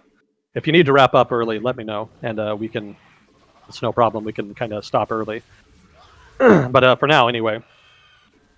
Let's see, Battle of the Leyte Gulf. So the Japanese plan, then, is basically to use create 3 task forces. The northernmost task force is a diversionary task force, and it's comprised of basically all of the carriers the Japanese Navy has left. And the idea is that if the U.S. Navy sees those carriers, then it won't be able to resist kind of chasing after them. So the plan is to use that task force to approach from the north, hope to be spotted, they were, and then hope that they're chased by the U.S. Navy, which, if it happened, would leave the landing forces on Leyte Gulf vulnerable. So that's basically exactly what happened. Everything actually went according to plan. The two other task forces were more to the south, and the plan was to kind of sneak them through and around the Philippine Islands to the west of Leyte Gulf, and then pop them out around the edges of Leyte Gulf to the north and south, and then catch the forces in Leyte Gulf in a pincher move. Now, the admiral in charge of the U.S. fleet there around Leyte was a guy named Admiral Halsey, and his nickname was Bull Halsey because he was such an aggressive fighter. He was very much about the attack. So no great shock then that once his scouts detected that northern task force of carriers, he believed that he'd found the Japanese Navy and took off after it. So he took the bait completely, for which he got a fair amount of criticism after the fact. In fact, even after the Japanese plan was kind of revealed later by subsequent events, he actually refused to quit chasing that northern task force because he thought that was the real main Japanese Navy. And it actually took intervention by Admiral Nimitz, who was basically commander-in-chief of the Navy at the time, to get him to stop chasing them and to come back and defend the landing force. So, long story short, in the Battle of the Leyte Gulf, the U.S. Navy was actually rendered kind of moot. The main fleet actually got diverted way the hell away from the main battle. They still had significant resources available around Leyte, but as was, that main fleet was kind of taken out of the fight. So a very successful aspect of the plan there for the Japanese. Now, meanwhile, that southern task force that was trying to sneak up on Leyte ended up getting detected. Now, I believe Halsey's fleet at this point has already kind of taken off, but that southern task force was detected, and the residual naval forces the U.S. had there basically chewed them up. Now, at first, that was just by submarine and air attack, but there was still a significant force there approaching from the south. But the U.S. knew exactly where they were going to come through. So they picked the strait. They basically found the strait, the narrow strait between islands that the Japanese Navy was going to come through. And then they set up a T. And this is called crossing the T in naval parlance, at least as I understand it. And the idea is that the Japanese task force is going to come through the strait single file. And they're going to approach the U.S. Navy, which is going to be laid out broadside, ship to ship, side by side. And so the plan is for the U.S. Navy then to attack each Japanese ship as it moves through the strait. So, and the benefit of that, the benefit of crossing the T, is that your entire fleet's firepower can be concentrated on each individual ship as it moves towards you. You know, you're not, with the Japanese, only that forwardmost ship and the first ship in the line basically can fight back, but none of the others can. So it's basically a very lopsided battle here. And that's exactly what happens. You know, the U.S. plan comes off perfectly. The Japanese Southern Task Force is basically obliterated.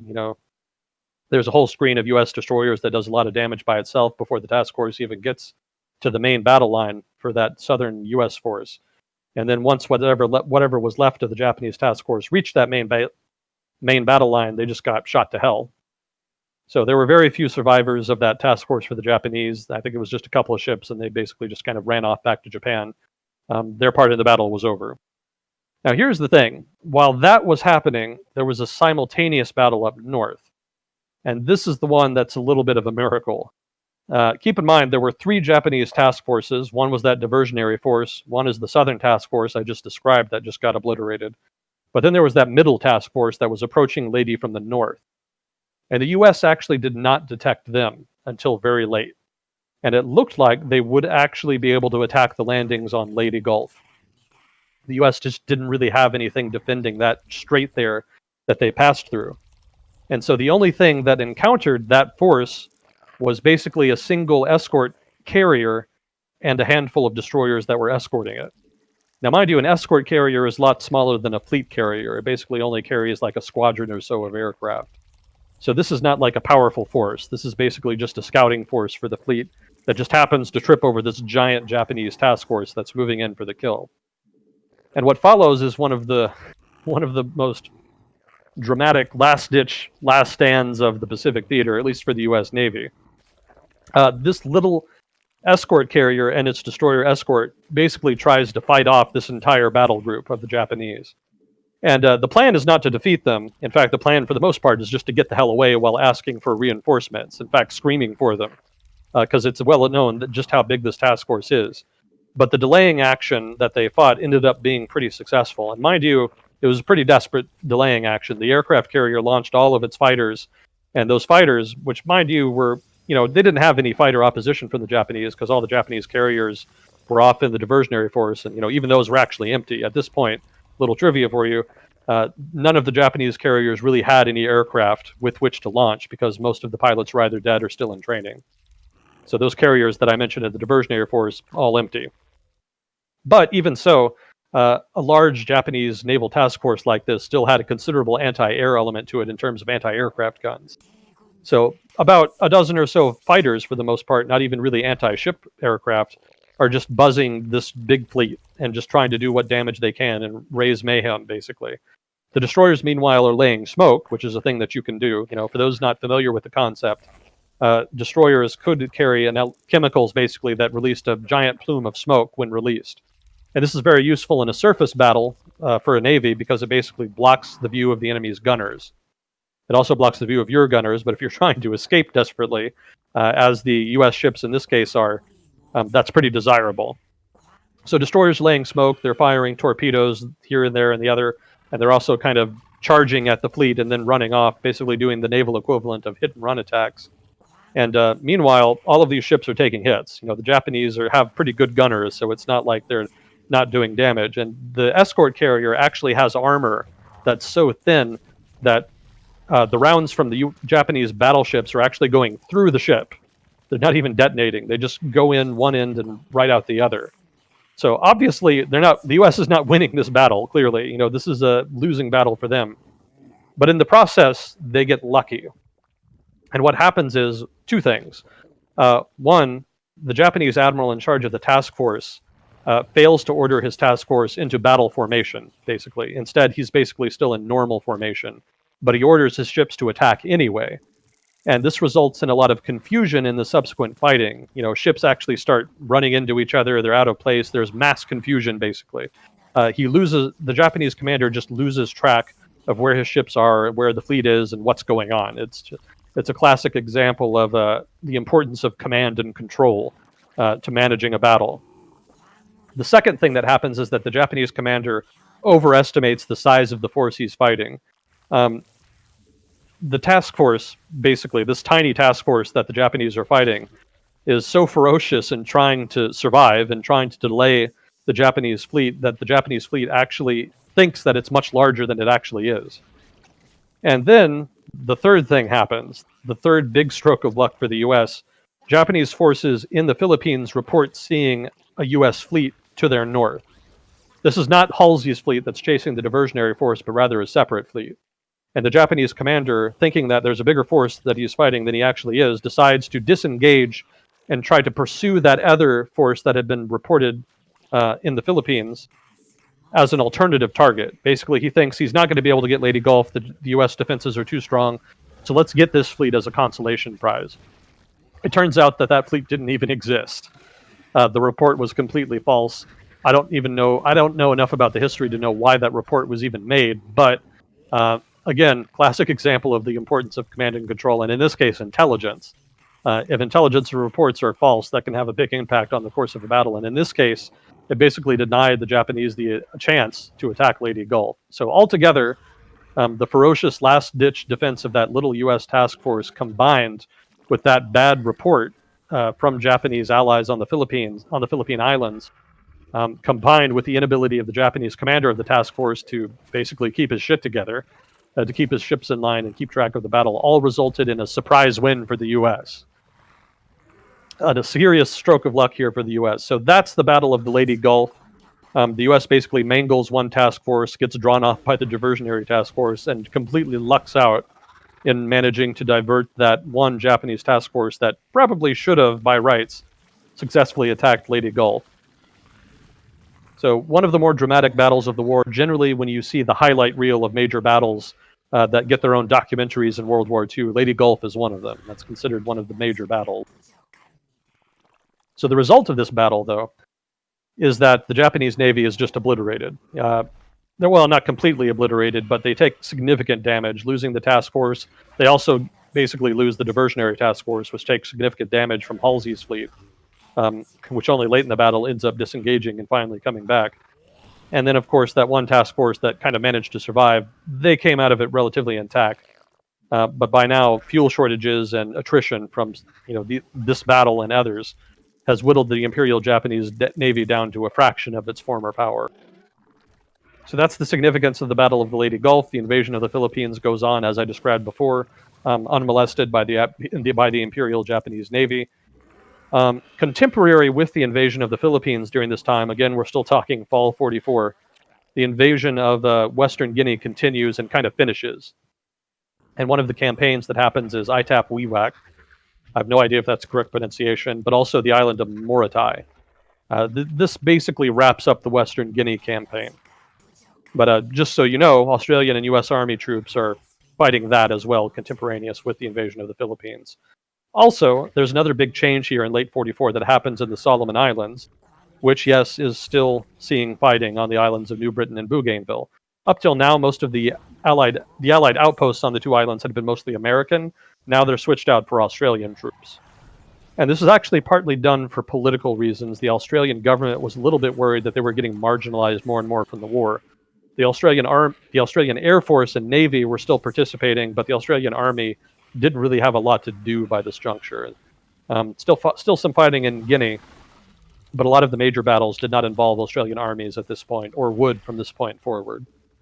So as a result, the Australian government kind of lobbied the U.S. government to try to give the Australian Army something to do, basically, some role in the theater.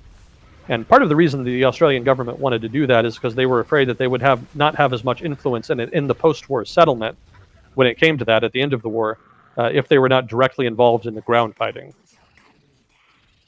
So, let's see.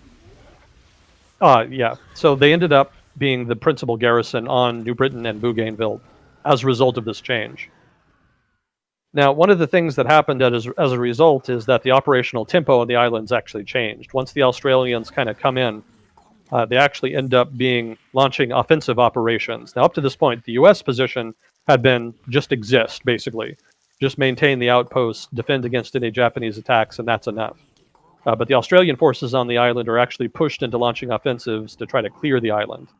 The strategic necessity of that is debatable to this day, and it's actually kind of controversial in Australia in a similar way to Palau is in the U.S. Not to the same degree, mind you. I think Palau is a lot more controversial. But there are questions in Australia about whether or not it was really necessary for Australian troops to fight and die to try to clear out these islands that had been kind of held not peacefully, but without major offensives that incur casualties. So at this point, late 44, we finally start the strategic bombing campaign of Japan in earnest. And again, like I said before, these bombers are being launched now from the Marianas Islands instead of China, and they can hit the whole of Japan. So this is really where the strategic bombing really takes off. The main approach at first was precision day bombing. There was some experimenting rather with fire bombing, but for the most part, the early part of the campaign would be conventional bombs dropped during the day. There was also a bizarre experiment with bats. Have you heard about this, Neuro? Or maybe you're still muted. No, I've not heard this. Oh, okay.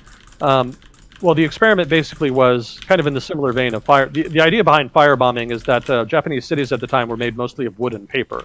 So it was thought that if you could start mass fires, then you could do a lot of damage.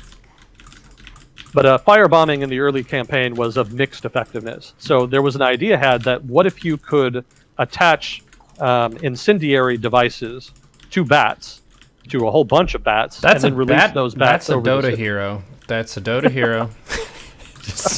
Just saying. Well, I don't know about that, but it actually was experimented on. There was technology developed to do this. It's Bat Rider, dude. I don't think it was never actually done. There was never any mass bat firebombing campaign. But that would be awesome if there was. Yeah, it was an interesting idea, and they actually did test it out a few times, I think. But anyway, the point is, the early part of the bombing campaign did not really have as much fire bombings as it would later. At first it was more of a conventional bombing campaign. So let's see. So the results of this bombing campaign in the early going also were very mixed. The damage done was relatively mild. The early targets were mostly, pretty much throughout the bombing campaign, the targets were almost always industrial. There was a desire to destroy Japan's ability to produce the means, weapons, supplies, etc., to wage war. But the effort was pretty mixed effectiveness. As a result of that, let me see, where am I? Yeah, as a result of that, it would not really be impactful until 1945. So the takeaway here is that the strategic bombing campaign significantly escalates, but the U.S. is still early in the learning curve, is not able to make it have a big impact at this juncture in late 19.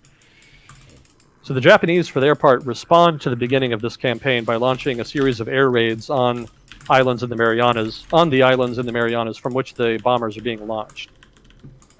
These raids are of largely mixed effectiveness. By now, mind you, and I guess I should have mentioned this during the talk on the invasion of the Philippines, kamikazes really start to be a thing during the invasion of the Philippines. I think they'd already kind of started a little bit before, but the Japanese really use a lot of them during the battle for the Philippines.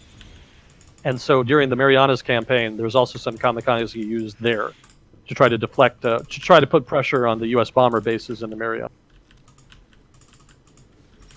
For those of you not familiar with kamikazes, basically these were Japanese pilots who would fly airplanes loaded with explosives, and their job was basically just to fly their plane into enemy ships or other enemy targets. It was, as you can imagine, a desperation move. It would have been better probably to save those pilots and train them up and use them more conventionally, but the Japanese were so desperate that they basically just started flinging these fighter bombs, so to speak, fighter/bomb, human bombs at the U.S. Navy, and they ended up doing a lot of damage. There was a number of heavy capital ships even that had to be taken out of the fight, taken back for repairs, even sunk, to say nothing of smaller ships like destroyers and cruisers that were attacked as well. I think several thousand Allied sailors ended up being killed in the kamikaze campaign. But the overall strategic impact was actually pretty mild. It did not really deflect the tempo of operations of the U.S. Navy, or really stop the U.S. Navy from doing anything that it wanted to do. But it did do damage, and it certainly did raise the expected cost of the war, since it illustrated how fanatical the Japanese would fight once the U.S. really started pushing into the home islands. So another response to the U.S. bombing campaign was the launching of thousands of what were called Fugo balloon bombs. So this is some weird trivia for you. Basically, these are high-altitude balloons that were launched into the jet stream, and the idea was that these would be programmed to launch, well, not launch, but drop bombs when they were over the United States. So these are Fugo balloon bombs, and several thousand of them were launched, but very few of them ever actually dropped bombs on the United States proper. Most of them ended up dropping bombs or getting diverted elsewhere. Only about 285 of the 9,000 balloon bombs launched ever actually dropped bombs on the continental U.S. And of these, only one of them actually did incur casualties. And it was actually like a family having a picnic in Oregon. That poor picnic. Yeah, probably one of the unluckiest picnics in history. But I'm not kidding. That's literally what it was. It was a family that was, I think, killed by that balloon bomb, and they were just sort of out in the country, not even anywhere really strategic or important. Well, we didn't deal damage to the enemy, but we did ruin someone's picnic. Yeah, pretty thoroughly.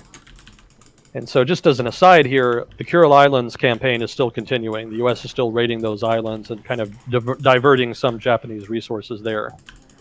So for Japan, then, if you're a Japanese commander, you're getting some pressure from the north and the Kuril Islands that you have to account for. You never know what the U.S. might try to pull there. And then, of course, you've got pressure coming from the Marianas and the Philippines now, as well as a number of raids. And this brings me to my next point. Something that I haven't really talked about over the course of this series is the series of raids that was done by the U.S. Navy in the Central Pacific. Early in the war, I mentioned the Doolittle raid. That's probably the earliest example. But there was also, in 1942, a large raid on Mackinac Island, back when it was still held by the Japanese. And mind you, these raids are basically just light carriers, escort carriers, and fast ships, like destroyers and cruisers. It's nothing big, really. It's basically just meant to be a fast task force to run into the Central Pacific and launch air raids from the carriers on Japanese bases and garrisons, and then to run out. So this was done in the Doolittle raid, obviously, on Tokyo, and then in 1942, the raid on Mackinac Island. And then there was also, of course, Operation Hailstone, which was basically a big Central Pacific raid in 1943 against Truk Atoll. There had also been some raids against Truk Atoll even before that, actually, in 1943. But Operation Hailstone in 1944 was the biggest and most effective of them. Later in the war, there would be more raids like this, especially after the Philippines was taken, because Philippines and Marianas were taken, because that basically gave the U.S. Navy free reign of the Pacific. So after that, there would be raids on the parts of the Philippines still occupied by the Japanese. There would be raids on Japanese-occupied Formosa, and later in the war, there would be similar naval raids on Japan itself. So in addition to that strategic bombing campaign by the U.S. Army Air Corps, Japanese cities and industrial targets would also get attacked from carrier-launched aircraft from the U.S. Navy in these kinds of naval raids. So I wanted to kind of mention that, since it's not something I'd really covered before. I won't really touch on it again either, but it wasn't like a really critical part of the war, but it was important. It did happen, and it did contribute to eventual victory. So that brings us to the end of 1945, and I presume to today's segment. I imagine. I'm in the middle of some shit, so if you want to give some final thoughts or expand on anything, you have some time. Gotcha. Well, I'll save 1945 for next time. That'll be the exciting conclusion of the series, for those of you who are interested in it. Feedback appreciated, as always. Besides the obvious fact that I can't speak hardly, tripping over my words as I do. But other feedback on other things, the substance, the presentation, etc., always appreciated. I do want to get better at this. I am still working on the podcast. I need to try to finish it soon, or at least the script soon, because I'm going to be leaving on a trip before too long, but that is an objective there. So yeah, much appreciated to have the opportunity to be here and just talk about the Pacific Theater. Fun as always. I learn a lot researching it, such as I do. So that's interesting in and of itself, even for me. So hopefully it provides some interesting knowledge for people who, again, I say this, I guess, at the end of every segment like this. Hopefully it's interesting for people who know something about it already. I try to throw in some trivia here and there, some lesser-known battles and whatnot. But hopefully it's also interesting for people who are not familiar with the campaign, in particular people from countries outside the U.S. who maybe haven't really had as much reason, or haven't had as much reason to kind of learn about it up till. So hopefully it's sufficiently interesting and compelling for them that it's something they want to explore in future. Yeah, the reception in the chat is very positive. I love this segment. Well, Agent Smith is the best. Always appreciated. So let's see. Let me see if I can find something in my notes here. There's been a lot of protests in Algeria recently. Have you seen any of them? Nope. Yeah, Algeria is a North African country. Has been governed by a single party basically since the 1950s, since independence. I think it was 1950. No, it must have been 1960 when they got independence, because that was the Algerian War. Algeria is a weird case study because the northern part of Algeria anyway was considered an integral part of France itself. It was not considered a colonial territory per se. And French nationalists were loath to give up Algeria for that reason. So there was a bitter war fought in Algeria between the French military and Algerian nationalists in the late 1950s that saw a lot of terrorism and state terrorism and all kinds of violence. It was famously portrayed in a movie, I think, from the time called The Battle of Algiers, which was kind of held up later as an example of counterterrorism and what counterterrorism looks like. Obviously, the war on terror kind of made it more relevant again. After the Algerians were successful in ejecting the French and got their independence, the principal revolutionary political party that had kind of led the independence movement ended up dominating post-independence Algeria's politics, and basically has ever since. It's kind of a slightly leftist, socialist, nationalist type of political party of the sort that was pretty typical in the time period. It was nationalist in that it had a very particular vision of what the country should look like. I think it was a little bit Arab nationalist, a little bit Algerian nationalist, kind of between them. Nationality and ethnicity are kind of separate identities, so to a degree, those are separate political veins, so to speak. And Islam was kind of a part of the identity, but Islamism was not. It was not an Islamist group. It was Islam was considered a part of the nationalist identity in the same way that the Orthodox Church is considered a part of the Greek national identity. So that was kind of its place within the politics at the time. And over the course of the subsequent few decades, Algeria didn't really do much. It was pretty quiet. It was not aligned in the Cold War, so it wasn't really a player there. It maintained, I think, economic ties to France, just because those were pre-existing and the Algerian economy needed those. But beyond that, I think it's been really quiet. I don't read about it in the news much.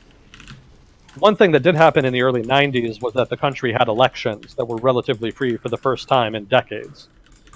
Basically since independence, and Islamist political parties did really well, sufficiently well that the Algerian military decided to annul the results of the election and basically just restore the status quo. The main political party and the military kind of conspired to just overturn the elections, and what resulted was a civil war. And this was the Algerian Civil War in the early 90s, in which Islamists fought against the nationalist government. The Islamists lost, as you can imagine. The nationalists were able to put that down, but it was very violent, and it was Algeria was kind of a dangerous place to live in for a while as a result. There was a lot of terrorism, again, state terrorism, counterterrorism, etc. But things finally quieted down and stabilized again around the early aughts, I want to say. Around like 2000, 2002, kind of in there. And since then, Algeria's mostly just been minding its own business, much as it had been. Most of the economy is kind of dominated by the oil industry. I think it is a member of OPEC, so oil exports are an important industry there.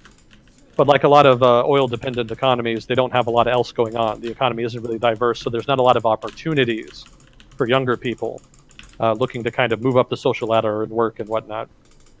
Probably doesn't help that it's a relatively socialist regulated economy. That was kind of a pattern you saw in a lot of independence movements. A lot of them tended to lean towards the left, and so tended to regulate the economy very heavily. India is a case study there.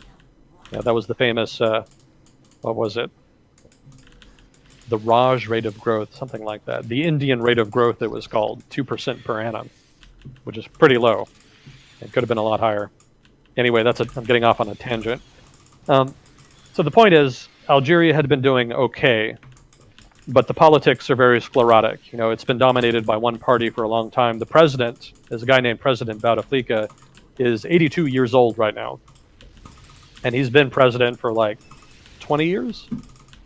Must be longer than that, because I think he came to power in the late 90s. Probably going on 30 years now. And he's not a dictator per se, because the military actually became the dominant political force in the 90s. But then they appointed what they thought was a compromise candidate in Bouteflika to be the nominal political leader. And then Bouteflika was actually very wily, and he ended up playing the generals in the military off against each other, such that Bouteflika and his cohort ended up being more the dominant political force. And then a few years ago, he was able to curtail the power of the intelligence agency. I don't remember quite what the context was, but it further ensconced civilian, I guess you could call it, rule over the government instead of the military and the intelligence agency. But they haven't really been doing much to really appease the public. You know, it's just a classic example of an old political party dominating a country and they're not really giving any room. And so the economy being slow doesn't help. That's probably more important to the current protests that have been happening. I guess that's what I'm getting to. There are protests in Algeria stemming from the announcement by President Bouteflika that he would run for a 5th term in office. Mind you, he's already 82 years old, so that's not really terribly feasible. But that was sufficiently disgruntling for the Algerian population, especially the youth population, which makes up most of the population, to lead them to launch mass protests, demanding not only that President Bouteflika stand down, but also that the government as a whole stand down, because they know that if President Bouteflika steps down, then he'll just be replaced by another insider. So they want all of the major veteran insiders to step down and to make way for free elections in which the government can be filled out democratically instead of by a basically de facto one-party state.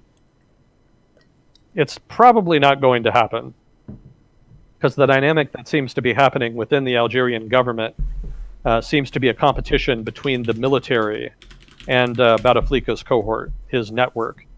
And the competition seems to be one where the military is trying to regain the power it lost in the 90s by trying to push Bouteflika out, citing the protests as a reason to. And Bouteflika, for his part, is playing his cards carefully thus far. He's officially resigned from the presidency, and he's announced he's not going to run. So that much has happened. But he's retained the position of defense minister. So he's not out of politics completely, he's just not the president anymore. And he still retains a very important position that technically is in control of the military. So I suspect what we're going to see is a power play within the government that we may not even really see, since it'll probably happen behind closed doors, between the military and the civilian rulers, specifically Bouteflika and his people. What I don't think is going to happen is that Bouteflika and the military are going to agree to allow free elections and then everything is democracy and roses. That's relatively unlikely. It could happen. It may be that the protests go on long enough and are strong enough to force major political actors on all sides to give way and allow democratic elections. But I suspect at this point, more likely, the major political factions are just going to try to use the protests against each other, specifically the military using them against Bouteflika in order for their own personal political advantage. And I suspect probably there's going to be some ground given on that count. Bouteflika probably will step down and try to allow some elections.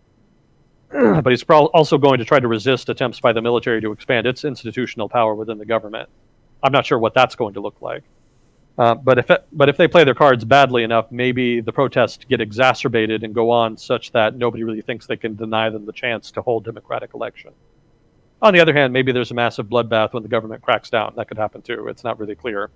We're still in the early going here, but it's something to watch. That's the takeaway here. There's government infighting because of mass protests, and the mass protests may or may not result in democratic, substantive political change. So there's your Algerian update. Sweet.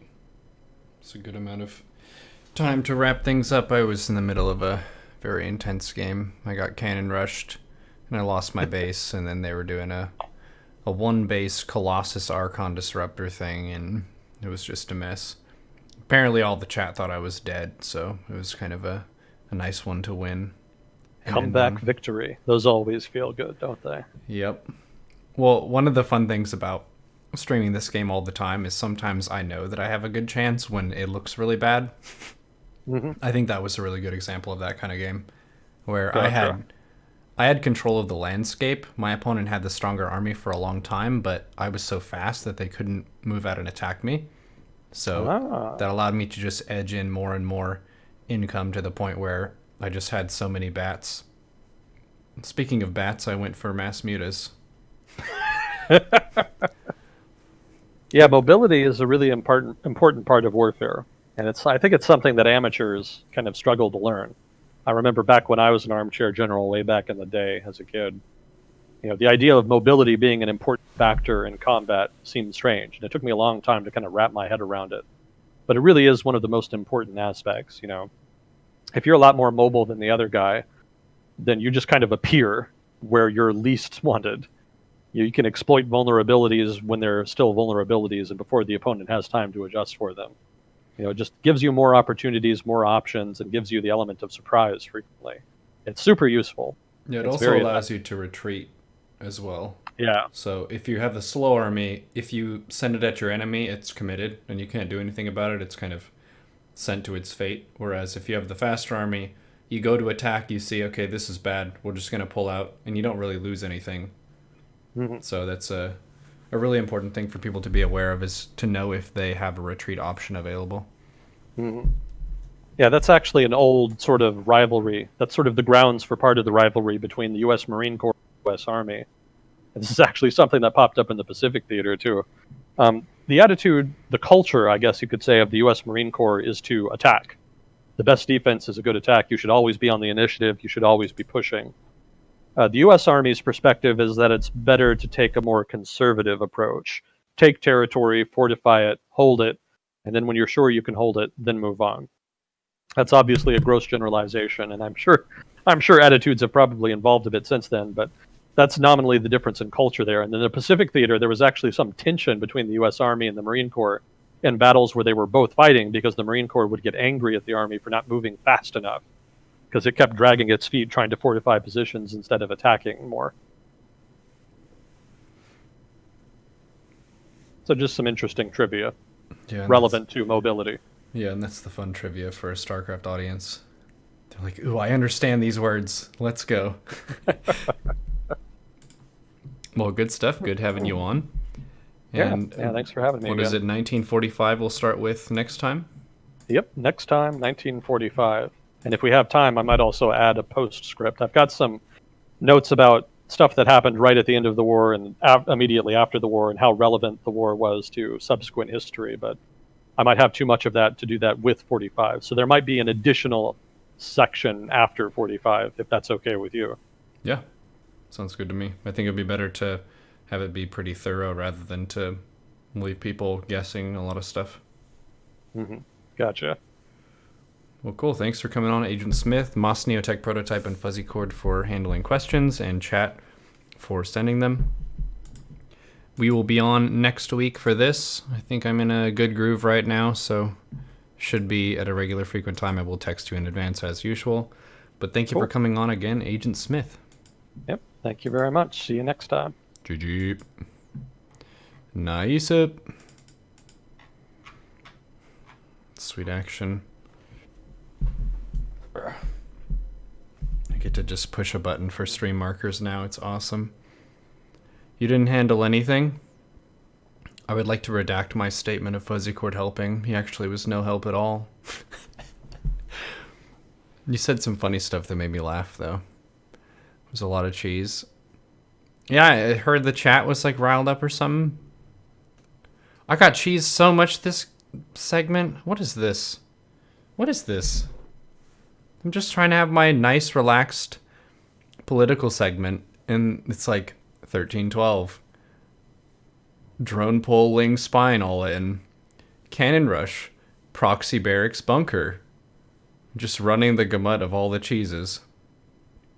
You should get him to do Eastern Front World War II. I mean, he could do that. The reason we did Pacific Theater is because most people who watch the stream are going to be less aware of Pacific Theater, because my audience is predominantly US, Canada, Europe, Australia.